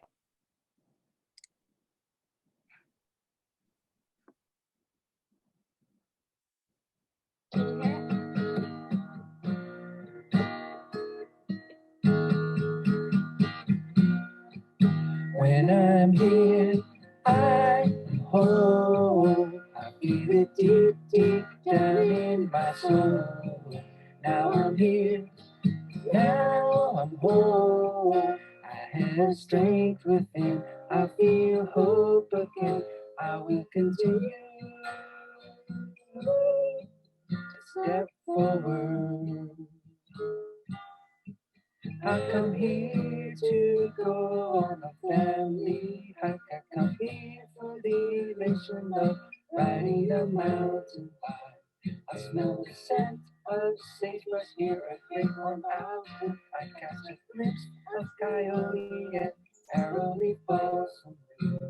I was here as a child. I bring my own gifts now. And I feel the world will be alright somehow. Because when I'm here, I feel it deep, deep down in my soul. Now I'm here, now I'm whole. I have strength within, I feel hope again. I will continue to step my place, but it belongs to us all. From the sun on the hills to the red-winged blackbird's call. We will continue this work, teach others what we know, even when times are crazy and our spirits are low. But then we will remember this land was saved by a small group of people who refuse to be afraid. And when I hear I am whole, I feel it deep, deep down in my soul. Now I'm here, now I'm whole. I had a strength within, I feel hope again. I will continue to step forward. Take a moment and listen to the chatter of the stream. Listen to the quiet, listen to your hopes and dreams. For even though the stream dries up each year, it gives life to that which otherwise would not be here. We can create positive change like a pebble thrown in a pond. First the small ripples of water grow beyond and beyond. You are here now, people. Feel it deep, deep down in your soul. Now we're here, now we're whole. We have strength within, we feel hope again. We will continue to step forward.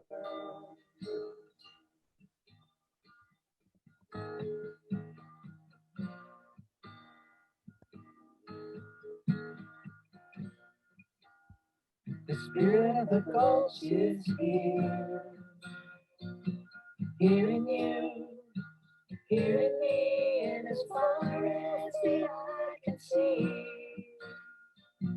Here in you, here in me, as far as the eye can see.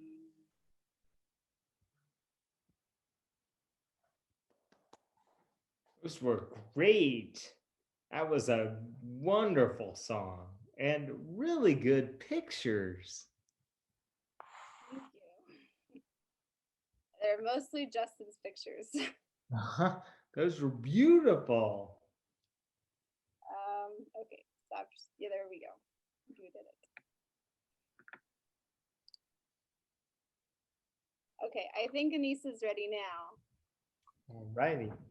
I've never shared my screen on Zoom before either, so see how it works.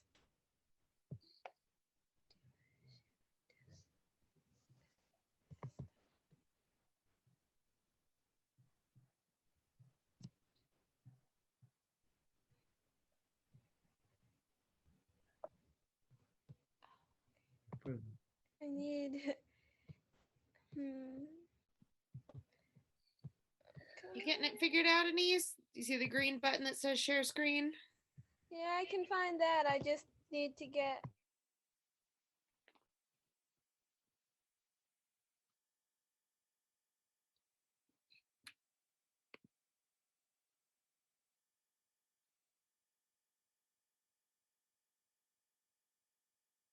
Where'd that go?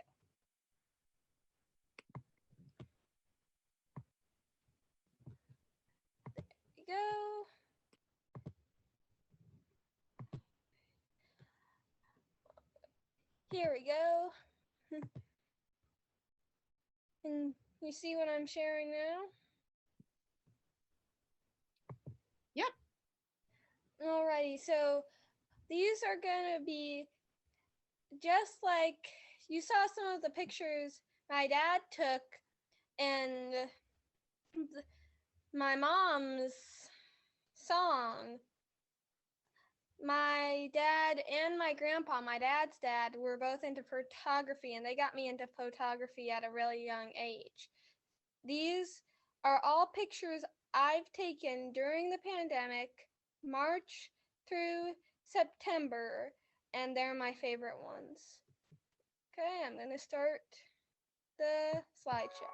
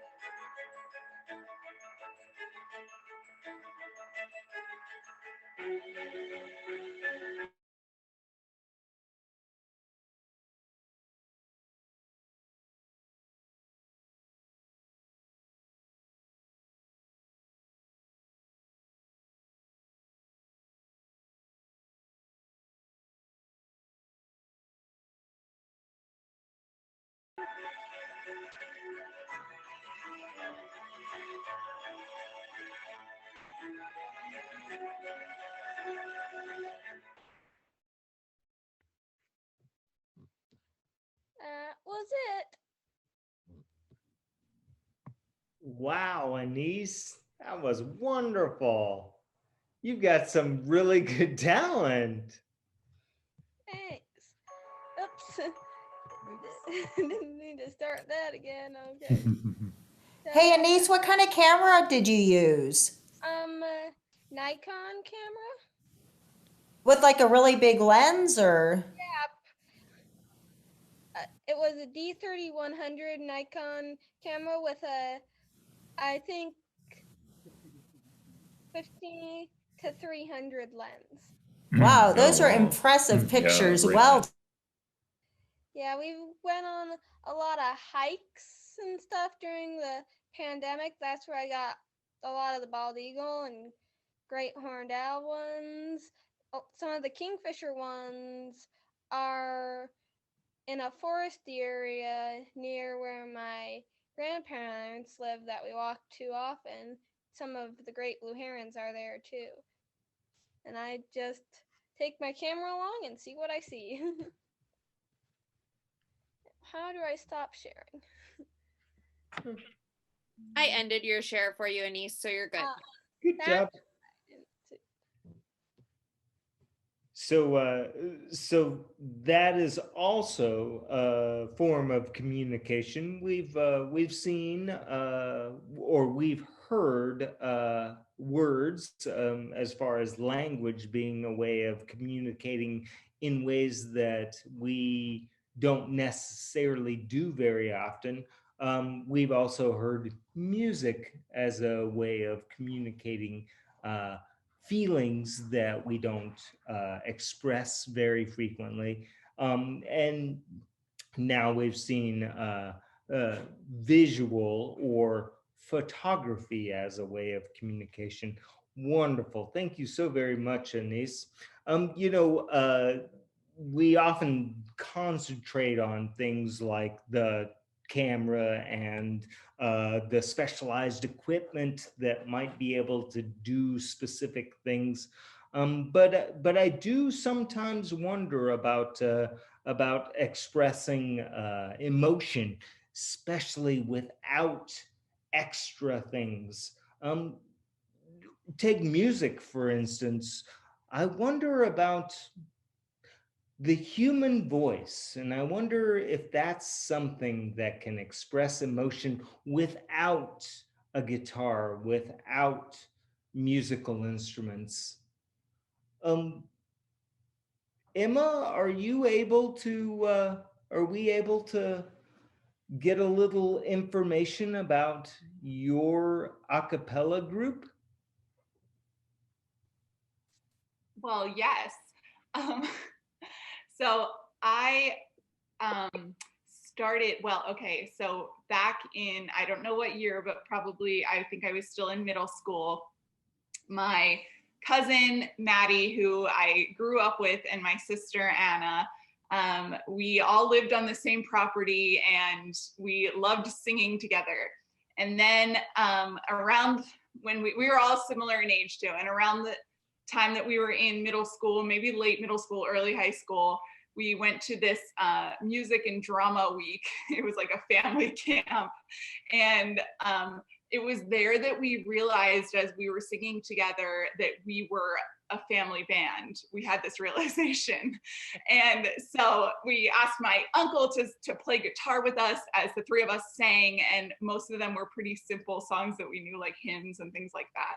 But suddenly we had this this weight on our shoulders. When you realize that you are part of a band, there's a lot of pressure that comes along with that, like, finding gigs and recording albums and things like that. And so what we would do is we would sing at our church. Probably 99% of our gigs were at our church, or local retirement homes in the area we did as well. And so we kind of had a tagline, and our band tagline was "Coming soon to a retirement home near you." So we would do that. And then most of what we would do would be, we did record one CD together, or actually 2 CDs. And that was to raise money to go to youth convention or like a youth service trip. And so we tried not to take ourselves too seriously, but when you have a CD, it kind of brings you to the next level. So anyway, we ended up, all 3 of us went to high school together. So we sang together through high school, but then we kind of, our band sort of fell apart in college.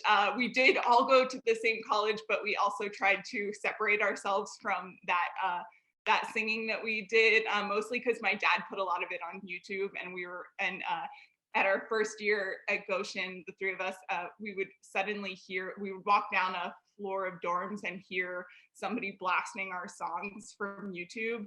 And it was just one of our friends like mocking us. So anyway, that's all to say, we still do enjoy singing together.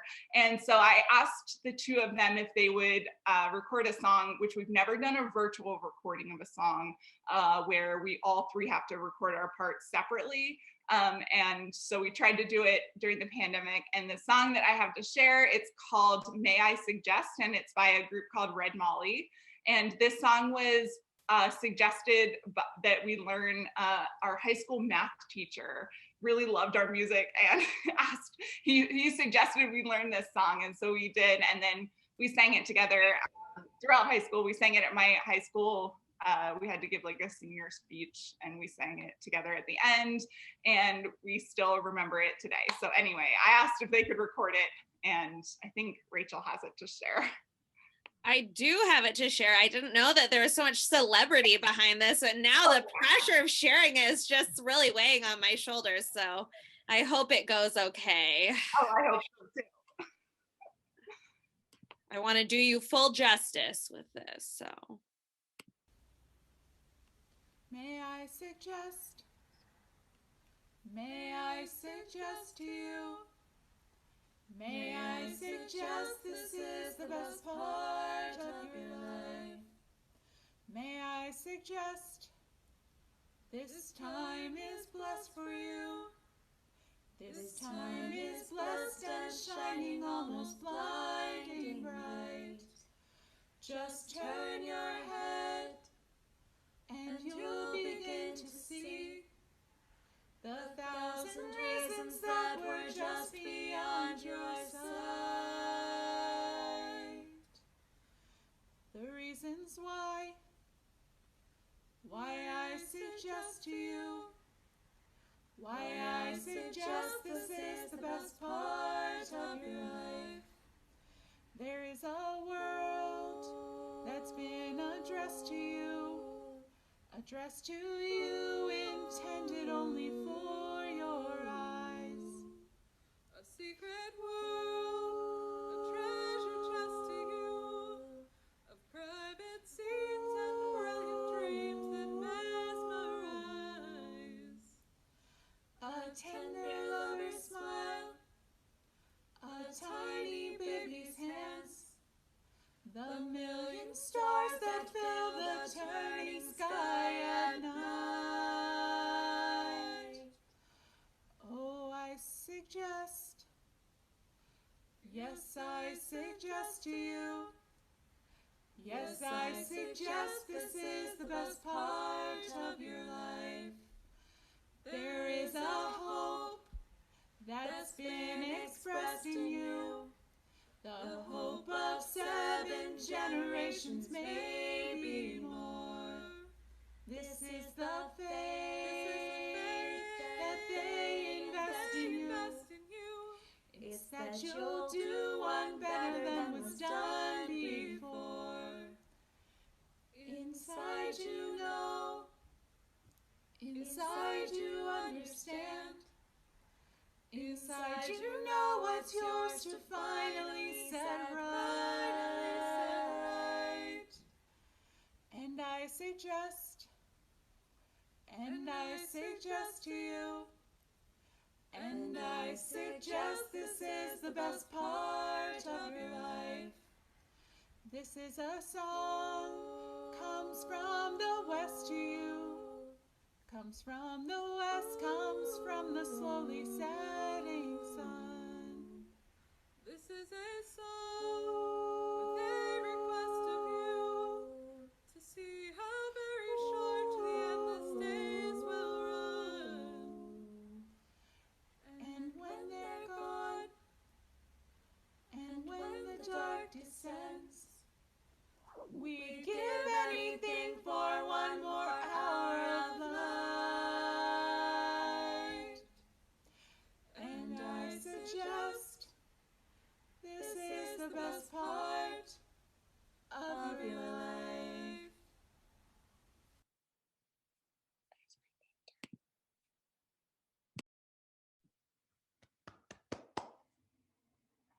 Oh, so I think that we all understand a little bit about how much music affects us, and we can definitely appreciate that. Thank you so very much. I do want to move along and be respectful for everyone's evening. We do have some special special displays, as well as some information to make sure that everyone participates, as well as everyone is able to enjoy the evening. I do want to make sure that we move along a little bit, though. So the list that I had given out previously may be chopped up a little bit, or it may be truncated a bit. So let's move on just a little, and I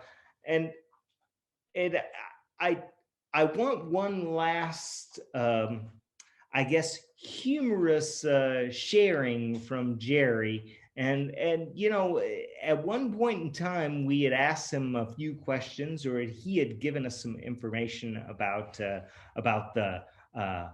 Bagel Men's Bagel Group. Jerry, do you have anything that you would like to share before leaving this evening? Yeah, I noticed that there's a lot of people out there that look like they're maybe slouching a little bit and in fact drifting a bit. So I have an idea and I've got a chair. I call it a rap chair. A rap chair? Yes, you know what rap is? Okay. Well, here it goes. It's not very long. I'll say it once, and then you guys, hopefully you can follow me. It's not that complicated. And you can say it. So here we go. Ready? My chair. This is my Zoom rap chair. Ready? Zumba, Zumba, in a Roomba, feeling the Goomba, feeling the Doomba, losing your vroom, sitting in a room, watching the Zoom. Get me out of this Zoom, get me out of this room. Stick it to the Zoom, stick it to the Zoom, stick it to the Zoom. Zumba, get me out of this Roomba. Rah, rah, rah. Okay, Jerry, calm down, calm down. Okay. Well, would anybody like to try this, or is it too complicated for you guys? Just raise your hand. Don't be bashful. Are you ready? Are you ready? Okay. Here it goes. Zumba, Zumba, in a Roomba, feeling the gloom, feeling the Dumba, losing your vroom, sitting in a room, watching the Zumba. Get me out of the Zoom! Get me out of this room! Stick it to the Zoom, stick it to the Zoom, stick it to the Zoom. Get me out of this Roomba. Get me out of this room. Get me out of this Zoomba. Okay, okay, Jerry. I think that may be enough. Oh, wait a minute. Gary Jewell gave me a couple of things. He said I had to tell you. It won't take but about 1 minute. It's, he's got these, well, he had a couple of jokes. He was afraid to tell them himself. So guess who got to do it? These are actual announcements from church bulletins. I don't know if they're from the Mennonite church or not because, well, you'll see. Okay, here's the first one. Thursday at 5 p.m. there will be a meeting of the Little Mothers Club. All those wishing to become little mothers, please meet the pastor in his study. This being, okay, another one. This being Easter Sunday, we will ask Mrs. Johnson to come forward and lay an egg on the altar. And here's the last one. This one sounds more Mennonite to me. A bean supper will be held Saturday evening in the church basement. Music will follow. Gary is really, I don't think he would probably actually want to say that, but he did give me, actually, I got a couple of jokes. One was from Annette. I know Annette, she loves animals, especially dogs. So this one, she thought I should tell for her. What do you do when you cross a pit bull with a collie? You get a dog that rips your leg off and then goes for help. We've got two more that Gary Jewell insisted I tell you. And, well, what can I say? The first one is, why are we quiet in church? Do any of the kids know the answer to this? I'm sure the adults have no idea. Well, it's because people are sleeping, of course. And here's the last one. This is the last one that Gary gave me. He says, how do you know that Adam was a Mennonite? It's in the scriptures. All you got to do is just look. You'll see it. Well, who else could stand beside a naked woman and be tempted by a piece of fruit? Okay, well, I think I better stop before I'm muted here. I heard about muting. Something it's probably not quite as bad.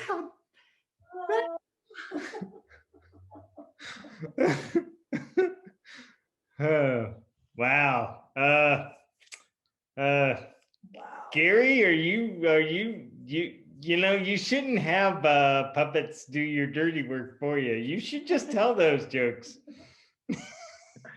Oh, yeah, well, what can I say? Sometimes things come better through other channels. Thank you, Jerry. So thank you, Jerry. I think Jerry deserves a hand of round of applause there for sure. We do want to make sure that we hear from Becky, and I believe that she was going to share something that Valkyrie had created, something. Is Valkyrie still floating around? No, she went to bed before we started. I kind of. But I have a video. It's a very short video. So the background is that Ben recently started taking pole dancing lessons, and I took pole dancing lessons a long time ago. So we have a pole up in the house, and so Valkyrie's been learning. And so I will show this. Oh. You can see why Ben's hiding himself. Where is it? Why isn't it showing? We can see it. You can see it? Okay. Here goes.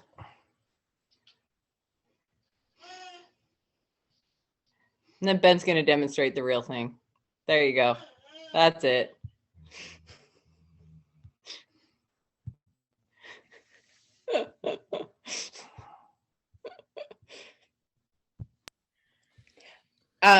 And then my talent was going to be, I don't know if everyone's still awake enough for this, but at Naughty Ladies on Wednesday, people were talking about the power outages in Texas, and I started answering questions based on 26 years of experience with the power company.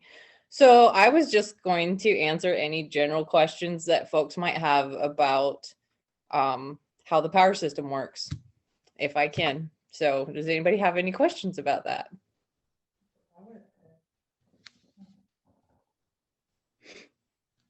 Or about the outages in Texas and that kind of thing?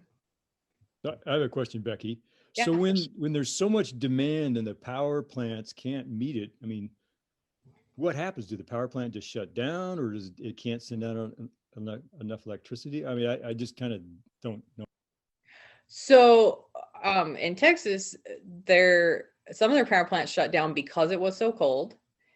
And then there's not enough, if they don't shed some load, their frequency drops, and then stuff will start to shed anyway.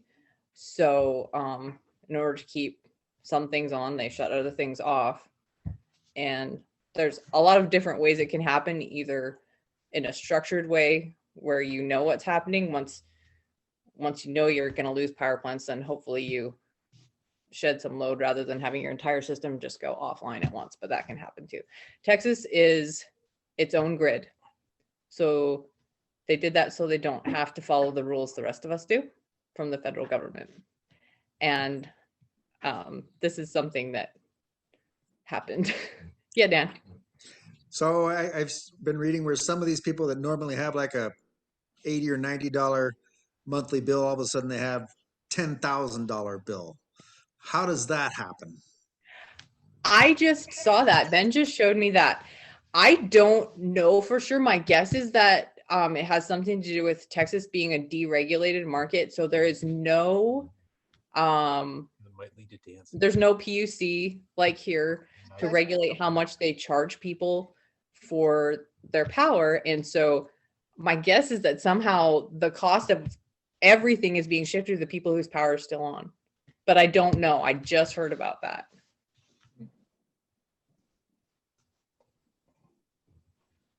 Hey, Becky. Yeah. Hey, so in Idaho, what is I guess the question is the primary source of our power hydro, and is that switching over to wind and solar? And can you place a percentage on that? Off the top of my head, I'm not sure I have good percentages. Hydro used to be a large majority, but as our load has grown, obviously we haven't built more hydro. So that's dropped to just below 50%, I believe, of our load is served by hydro.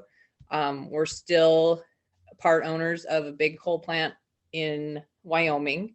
So that's a big part, but I don't remember the percentage. Wind, if all the wind that we buy from blows all at the same time, which is, that would be an anomaly, right? Because it's spread across the entire state. I think would be just under 10% of our peak load in a year, more like maybe 8% if it could all blow at once, which I don't think there's ever been a storm that made all of it run as fast as it could at the same time. And then solar, it's all on our website. I'm sorry, I don't know the numbers off the top of my head. But yeah, and natural gas is our other, we have a significant baseload natural gas plant now, which is part of the reason we're able to start getting out of coal. Becky, across the United States, are there other states that, or other clusters of states that are pretty risky for the effects of global warming and weather changes and things like that? Could we see another Texas? You know, we see these rolling blackouts sometimes in California. Where are the riskiest spots and how risky are we in Idaho? I don't know that I have a good answer for that. I would say that the problems in Texas are more to do with, this isn't the first time this has happened in Texas. So the fact that it happened again, I think has more to do with them choosing not to mitigate for what they knew could happen. And then the California stuff, obviously the Santa Ana winds, that has gotten to people's sensitivity to it, and the fire issues have gotten to the point where they shut the power off ahead of time to prevent fires, right? So I don't know. I haven't heard of other environmental factors becoming an issue. Those are the ones we hear about on the news, but I haven't heard discussion of other things like that elsewhere. So I don't think I have a good answer for you.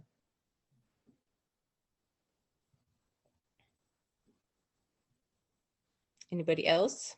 I don't want to go on too long because it's late. And if you ever want, you know, just a little, if you're ever curious about anything else, just holler. I'll tell you. I love helping people understand where the things they use every day and don't necessarily think about actually come from. So power's the one I know about. Thank you, Becky. Thanks for sharing some of your expertise as well as experience. So we are grateful. Yeah, you know, invite everybody to think a little bit more about something that we don't usually think about now that it's in the news, or now that it's kind of at the front of our thoughts. Make sure that you come up with any additional questions. Thank you, Becky. We appreciate that. Yeah, you know, as we continue on this evening, want to make sure that we carve out a little bit of time for experimentation as well as reflection. So when we look back over and we think about some of the things that we should have on hand, and some items that we need to specially gather for Annette's, or for our experience or our experiment this evening with Annette. Annette, can you guide us through that?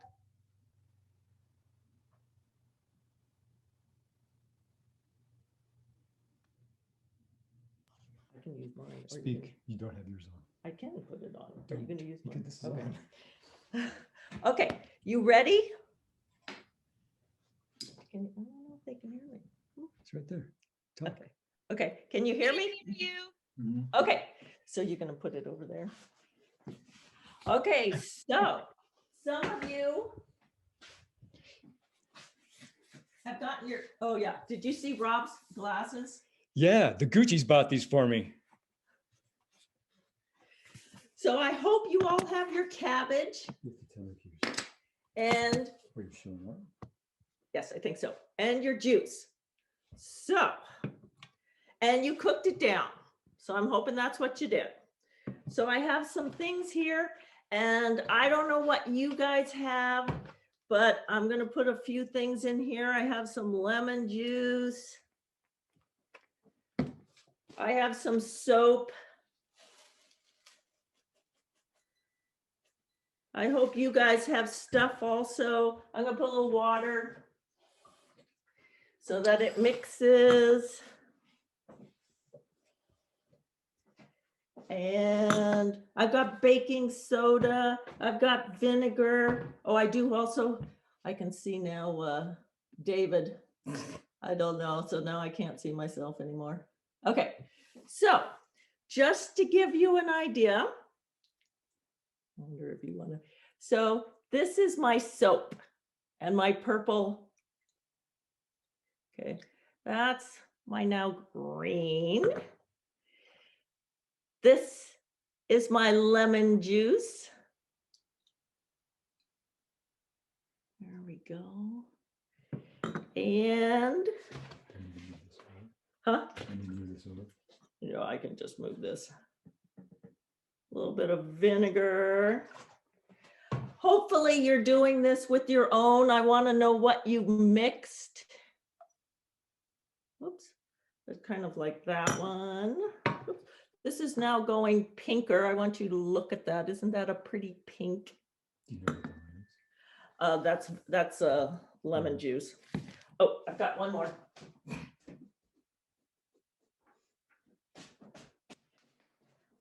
I wanted to try a little Clorox. So, well, a little bit of water. This one, I'm not sure what's going to happen. So anyway, color wise. Well, no, it's okay. Sometimes it goes, oops, wrong one. So I want you guys to try different things at home. And you can tell me. So I see other people. Who's this? Let's see. Okay, open up your mic and tell me what colors you did and which ones. I can see Beth and Jack. What do you got? The pink is white rice vinegar. Your left one, Jack. The next one is ivory soap. The next one is Finish Rinse Aid for to put in the dishwasher. And then this is a bathroom cleaner. And this so it's a kind of a bluish. And I see Paula has some colors. What do you have? I have green, and that's baking soda that I. Soda, And then I have white wine. It's more purpley red. Yeah, it's kind of reddish. And then a real pink was in my lemon juice. Oh, that's a nice one. Yeah, you got a good one. And then I put some in LaCroix, and it's quite purple. I don't know. Somebody else had some colors way below, but I have no name on it. So I don't know who you are. You have a ton of them. Who is that? Oh, this is Becky. I just have, the only thing I have that somebody else hasn't done is the purple, the vodka. I only have 3. I think I'm not who you're talking about. Oh, who's that? Oh, Sandy, sure. Okay, so, okay, Becky, and Sandy Sherman went bonkers. She must have gone through her. She's just laughing. That's all I know. I just want people to know, if you do this, red cabbage is just a natural indicator. You can't hear me? It's just a natural indicator. So it's just this nice purple, but this is acids and bases. So anything that you have that's an acid will go to the reds and the pinks, and then bases will go to the greens and the blues, and then anything neutral will be like the cabbage one. So try it out. You can try all sorts of different things. And I see Sally's got some there. Dill And then pickles. you get to eat your cabbage afterwards. This is hand sanitizer. What color is it? Deep, deep blue. Deep, deep blue. It does look really, that one is really nice. You got a nice blue there. Anyway, it's safe to use for kids. I didn't blow up anything this year. Oh, someone has a yellow down there. Who's that one with the yellow? Oh, sorry. Oh, that's me, Kristen. Hey, Kristen, what was your Hey. yellow? Well, I have a couple. One was chicken broth that really didn't do much of anything. And then the yellow is actually olive oil. Oh, really? But you added the cabbage juice to it? Yeah. Yeah, it just didn't separate. It just said Let's see. it's just not. I switched my camera around here. It's not Oh, separate. it's separated. That's why. It's just kind of, yeah. Yeah. It didn't, mix. Right, because oil and And water. then this is the chicken broth. And so it didn't really do much. I would have thought the chicken broth would have been purple, but anyway. Okay, I will let the next group go, but you guys, if you have kids, make sure you try it out because it's really easy to do. Thanks, Annette. Wow, that was good. Nothing exploded this year. That was good. Yeah. I think that is appropriate for kids. In fact, pretty safe. I don't know about Becky's vodka, though. In all honesty, I was thinking maybe that would be a waste. But, I've never had vodka or vodka flavored with cabbage before. So I've never had that before. So, we definitely have felt we felt some emotions as a result of hearing some language that we don't usually hear. We felt some emotions because we've heard sounds that we don't usually hear. We've heard some emotions as a result of pictures that we don't usually see. I do also think about the fact that we do usually end our stay at winter camp specifically on one song. So I see that we are currently screen sharing. It looks like we have oh no, it says Becky says that the that the vodka should be pretty reasonable, and I wouldn't let that go to waste. But we do usually end our talent night with one song in particular. Roger, would you lead us in that? It's too bad we didn't get to see Ernie's. Uh-oh. Yeah, well. He'll be here shortly.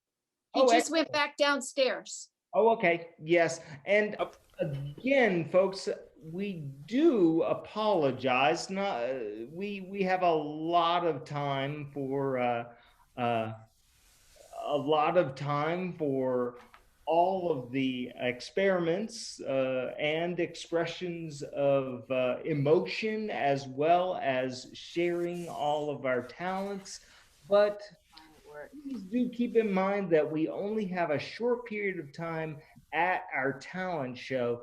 These are things that we should be sharing with each other on a daily basis. So yeah, I think that it would be wonderful if we could do this on a regular basis, or at least reasonably, seasonably.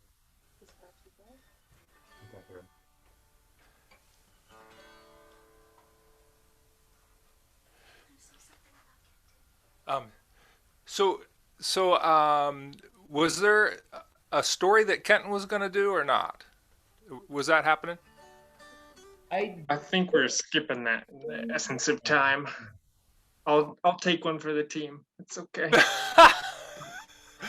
No, Okay. Kenton, do it. Thanks. I know everybody needs to get some rest. You know? Hey, Kenton, you want to do intergenerational tomorrow? Is it a good story for that? Don't fall for it, Kenton. Don't fall for it. No, I don't think it's quite an intergenerational story. There's a few inappropriate parts. Oh, okay. We So can Ken- stay up late.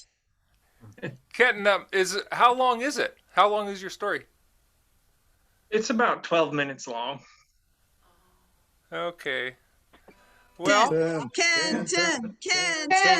all right. Kenton, yes, Kenton. Is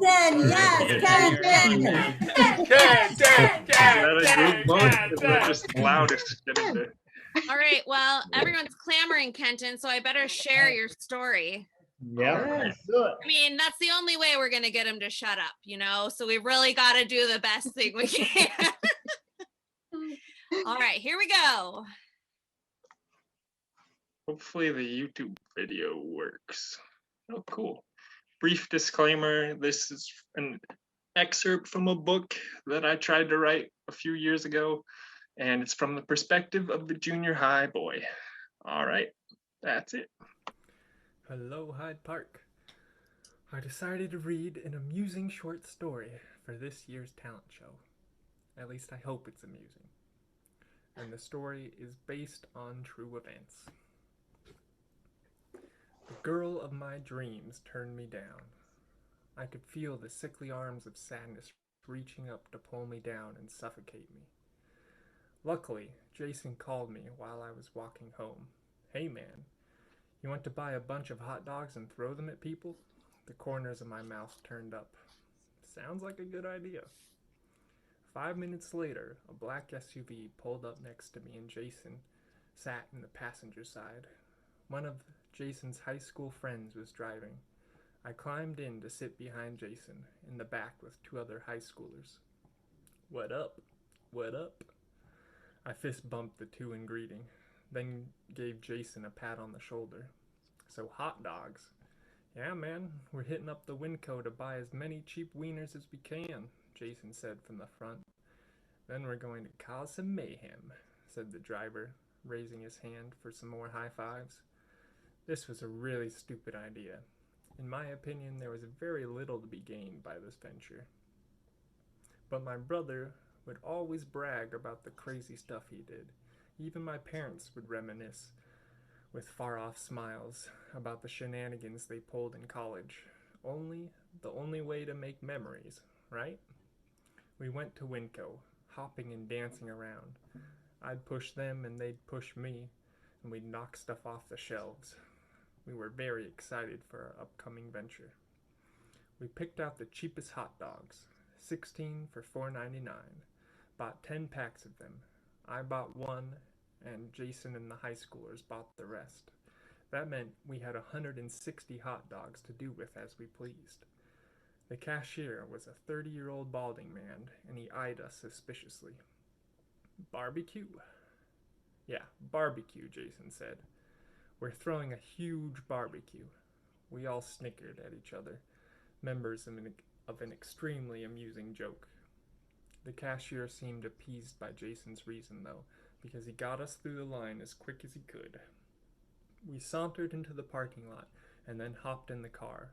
We tore the wrapping off the hot dogs, keeping them in the plastic bags to contain the juice. The car immediately smelled funky. We drove out of the parking lot, and there were two people walking on the sidewalk, holding hands. One had black hair, the other black with green highlights. They both wore long coats. Go back to Magic Dragon, Jason yelled out of the window. The car roared with laughter, and the Magic Dragon was a trading card store, making Jason's comment a highbrow insult. Jason tried to throw a hot dog at them, but it was his first try of the night and it bounced off the top of the window well and back into the car. One of the high schoolers stood up out of the sunroof wearing an anonymous mask and made good on Jason's insult. The hot dog bounced off the guy's shoulder, leaving a wet welt. The tires of the SUV squealed as we sped away into the night. I don't know how many people we hit with hot dogs driving around downtown that night, but it was a lot. We passed quite a few bikers, and every time we did, someone would inevitably stand up out of the sunroof and yell, "Get a real bike," and then barrage them with hot dogs. We can't all be teenage Shakespeares. There was an old elderly couple out for a romantic stroll holding hands, as cute as those penguins on the Nature Channel that mate for life. Of course, we had to peg them with hot dogs. No one was spared our divine wrath. The man yelled a curse at us, and we of course found him hilarious as we sped on by. A lady was putting groceries into the back of her car and Jason winged one. It thonked her right in the butt. She jumped and screamed and looked around, and with an astonished face, with wide egg-white eyes.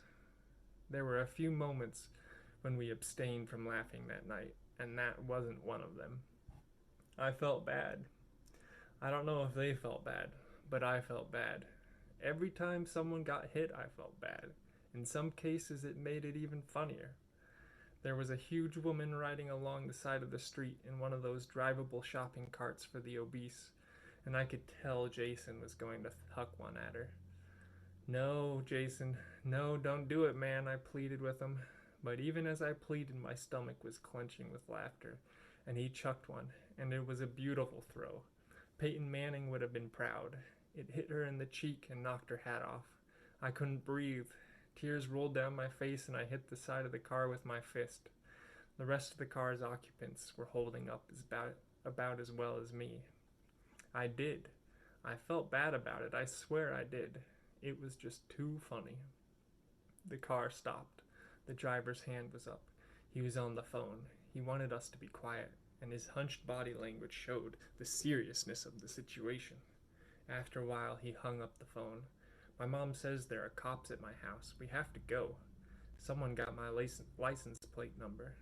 "To your house? To the cops?" Jason asked, bewildered. "Can't you just drop us off and then go home?" "Hey, we all did this. It wasn't my idea. It was yours. My mom knows I'm with you guys. She told me to bring everyone. You're going to bring us all down with you?" Jason asked. "I thought you were cooler than that, man." Me and the high schoolers in the back seat exchanged looks. "I'm sorry, man. They would ask for your names anyway. I'm not lying to the police. I got accepted at Yale. I have a future, man. I'm not throwing it away for this." "Really? Aw, man." Jason slumped in his seat. I thought about hopping out of the car at a stoplight, but he already said he would rat us out, so what was the point? We drove up to the wealthy neighborhood in the hills, coming to a stop in front of a long, New Age-looking house with xeriscape landscaping. Rocks and dry weeds. There were 4 cop cars, 2 on each side of the street in front of us. There were at least 5 cops loitering next to the cars or on the dry yellow lawn.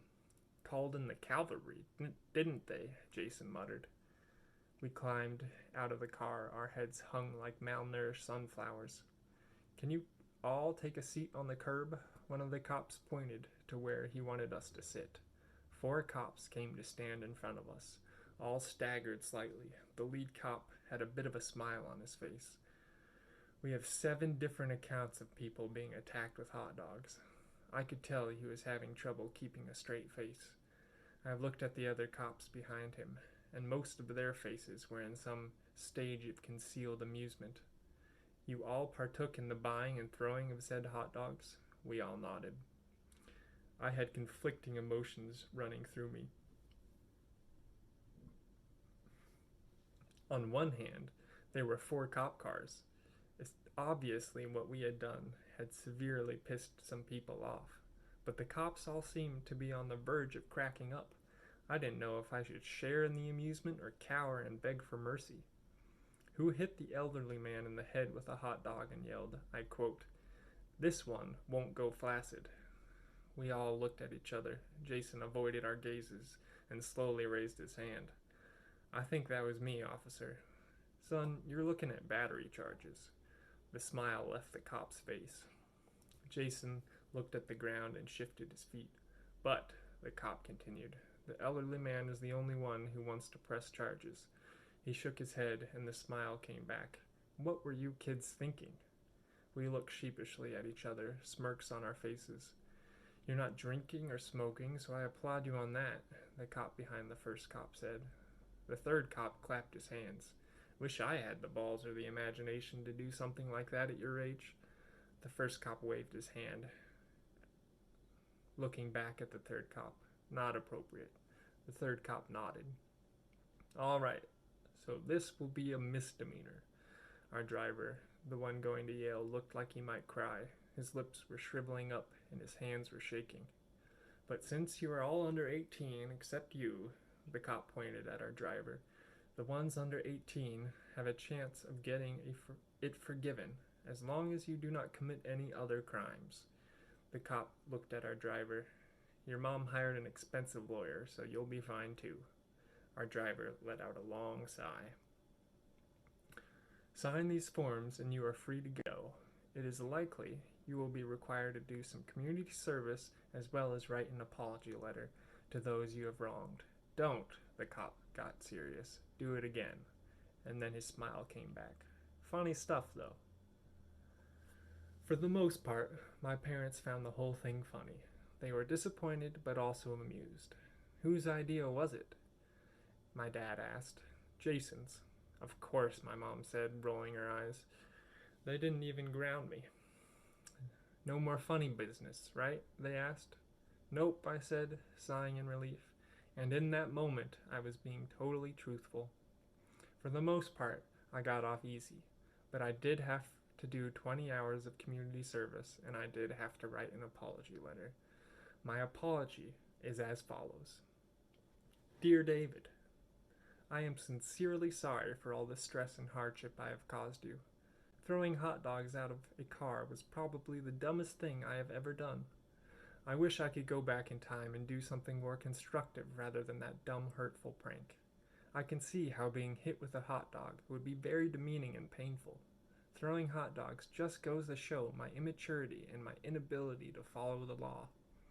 This experience will help me properly matriculate into society as an adult, to learn restraint and the ability to recognize social stigmas.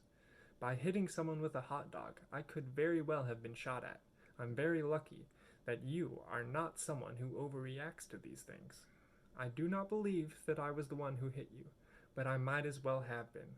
Being in the same car and facilitating other people's actions is just as bad. I have acquired a 20-hour community service plan and a $100 diversion fee that will be paid out of my own working pocket. My parents have had very serious conversations with me about the importance of respecting other people. They have made it clear that the harm that has befallen my victims is not okay. I fully intend to never throw another hot dog. My actions were utterly purposeless and only served to alienate and detribalize my fellow man. Please accept my apology. No physical or mental harm was intended.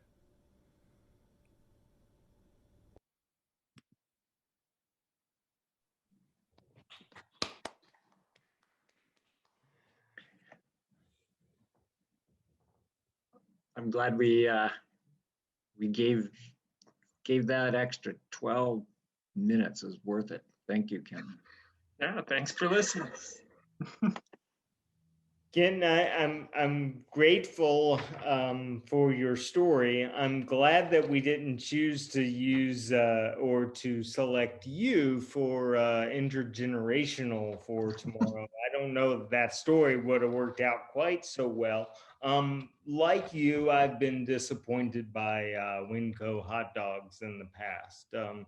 But yeah, you know, that is one of those problems that happens with maturity for sure. Thank you, Ken. Thank you very much. Roger, if I'm not mistaken, you do have a song for us. Is that true? That is true, and in the role of song leader, when a church service goes long, you decide to cut a few verses out. But I don't know if that'll make sense for this song, so I'll just sing it a little faster than usual. And oh, would everyone please unmute and sing the chorus with me, please? Look! LB. Look, what's that Move over the, in Zoom room number 4? Zoom room number 4. Yuck, yuck, that is so disgusting. Yuck, yuck, it's halfway decomposed. Oh, yuck, yuck, that is so disgusting. Yuck, yuck, it's really, really gross. Touch it first, I dare you. Go on, poke it with a stick. Look out, cause it might scare you. I'm going to be sick. Oh, yuck, yuck, that is so disgusting. Yuck, yuck, it's halfway decomposed. Oh, yuck, yuck, that is so disgusting. Yuck, yuck, it's really, really gross.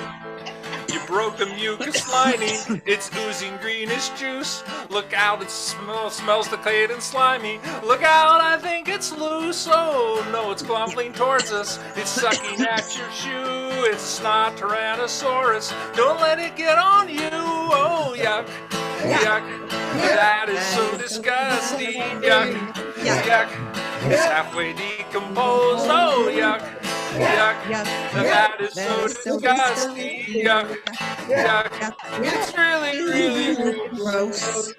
This putrid rot is growing, maybe we better run. Come on, I'm only fooling and we're having so much fun. Oh, yuck, yuck, that is so disgusting.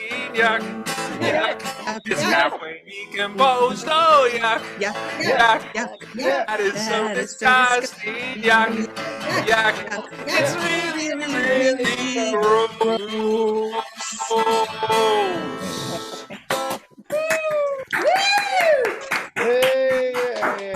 All right. Well, ladies and gentlemen, first of all, I do have to thank everyone from my heart because I feel better. I appreciated everyone's talents. I hope that you did as well. In all honesty, I don't think that I can come up with a story about how I was sneaky or thoughtful when I was in middle school. Ken has got an amazing story.